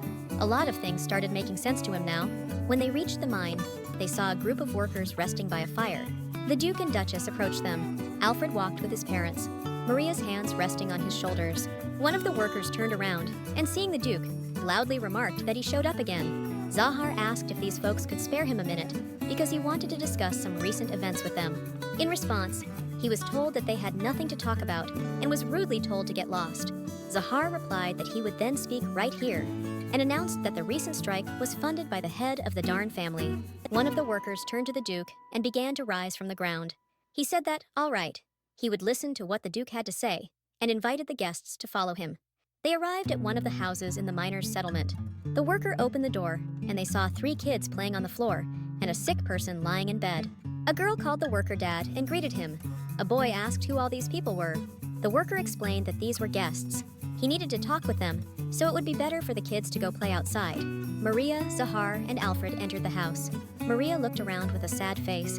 They sat down at a table that was in the same single room. A worker asked Zahar what his business was. The Duke decided to be straightforward and asked the worker to stop the strike. The worker replied that he couldn't do that because, as the Duke already knew, the head of the Darn family had paid him for the strike and promised even more money if the plan was successful. The worker thought that, although life had been tough, he had made a foolish move and was now opposing a nobleman, and he definitely couldn't avoid punishment now. He just wanted to protect his family.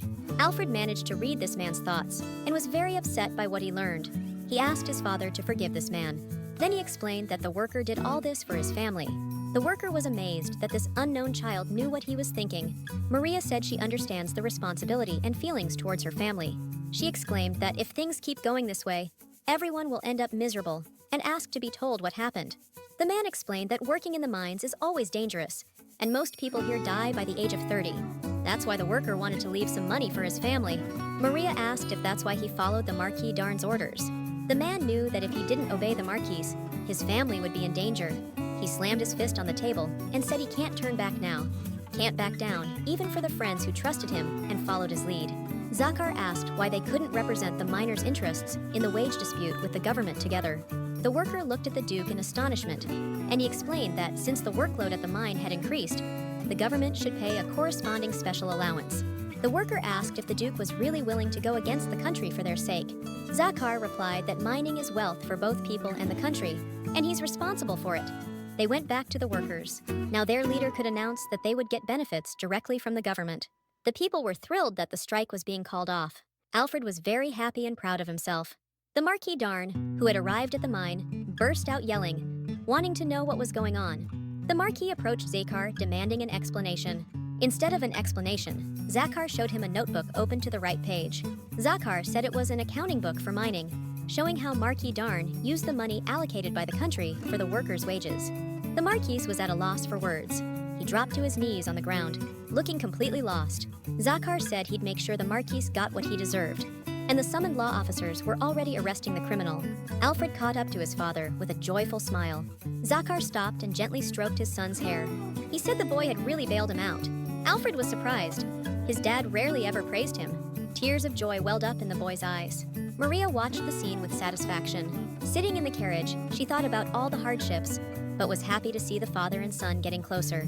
Zahar looked at his son with pride. Alfred seemed so happy about the compliments he received. Suddenly, the church spire outside the window caught the boy's attention. He asked his dad if that was the church where his mom's grave is. Maria asked if that was really the case, and Zahar confirmed it. Maria thought her companions wanted to see Mrs. Flora's grave. She suggested they go there now. Zahar looked closely at his son. He agreed to visit the grave, and Alfred was really pleased about it. Suddenly, some thought made the boy very anxious. With a smile, Maria watched her son, trying to figure out what was bothering him. Alfred thought about Flora and Maria, both of whom he called his moms. They pulled up to the church. Together, they walked up to Flora's grave. Maria placed a beautiful bouquet on the tombstone. She looked thoughtfully at the grave. Maria wished she had introduced herself to this woman, so she was glad she could come here. In her mind, she told how Alfred was such a kind kid and growing up well. She also asked her to watch over them from heaven. Flora's ghost was indeed watching over the 3 people who came to her grave. "Thank you for your care," Flora said, opening her arms. Maria stared at her in amazement. It was like she saw the memories Flora shared with her. She saw little baby Alfred, just an infant, in his mother's arms. She watched him grow up, how his mom called him her treasure. Flora said that as long as her baby wasn't okay without her, she wanted to be by his side. Tears rolled down Maria's face as she watched Flora's memories. Flora hugged her and said she was glad Maria became Alfred's new mom and asked her to take care of him. Alfred looked at Maria. He didn't see this whole scene that was happening only in her mind. He only noticed Maria crying. Alfred approached and took her hand. Maria mentally thanked Mrs. Flora and promised to always be there for Alfred. Alfred was closely watching Maria. The woman quickly wiped away her tears. He asked her if that means he now has two moms. Maria didn't know what to say to such a question. Alfred exclaimed that he was really happy about it.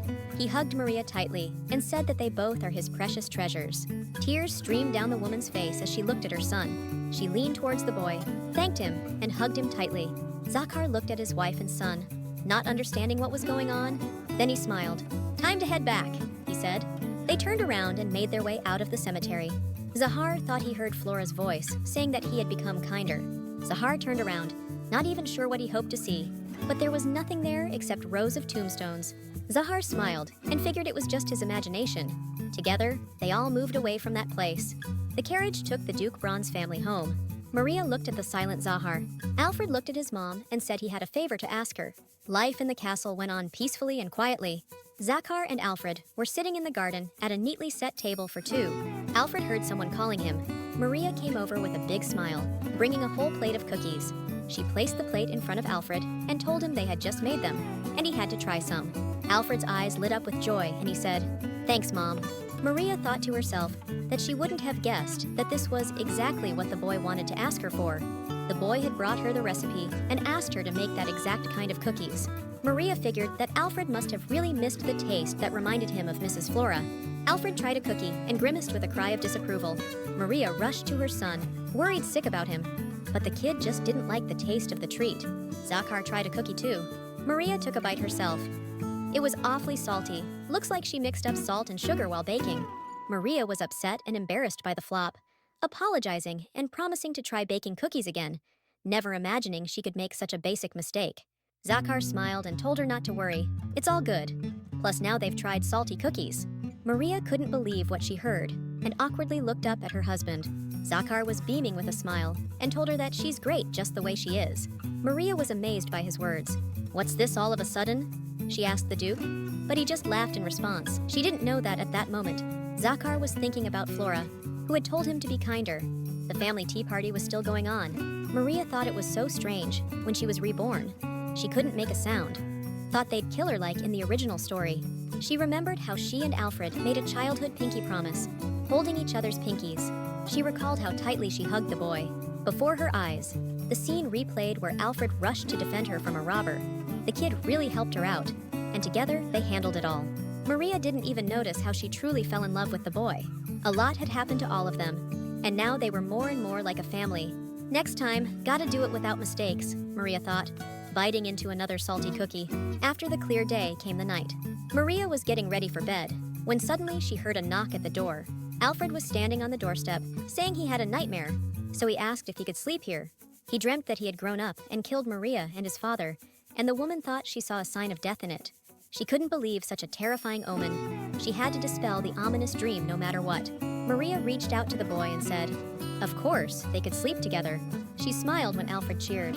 She didn't expect Zachary to show up at the door. Alfred turned to him and said that Maria had allowed it. They all got into bed together, but Maria couldn't close her eyes, trying to figure out what was happening. She turned her face to the Duke and said she was surprised that the Duke came too. Zachary looked into her eyes. He cleared his throat and replied that when he was little, he was also afraid to sleep alone. Maria looked at him in amazement. She couldn't help but laugh, and Zachar asked if she was laughing. Alfred opened his eyes and looked at her. He said he likes it when his parents smile. Maria reached out and gently stroked her son's hair. She thought that she too feels happiest when she sees his joyful smile, happier than anyone in the world. Alfred smiled joyfully. Zachar silently stared ahead. He heard Alfred call them Mommy and Daddy. The boy, with a happy smile, took Maria's hand. He placed his other hand in Zachar's palm and said they'd always sleep together like this from now on. Maria didn't know what to say, but Zachar mentioned that from time to time, it could be okay. Maria felt really awkward about the whole thing, but Alfred just laughed it off. She looked at her happy son. She thought to herself that she always wanted to live this harmoniously. No matter what happens next, Maria won't let Alfred turn into a villain.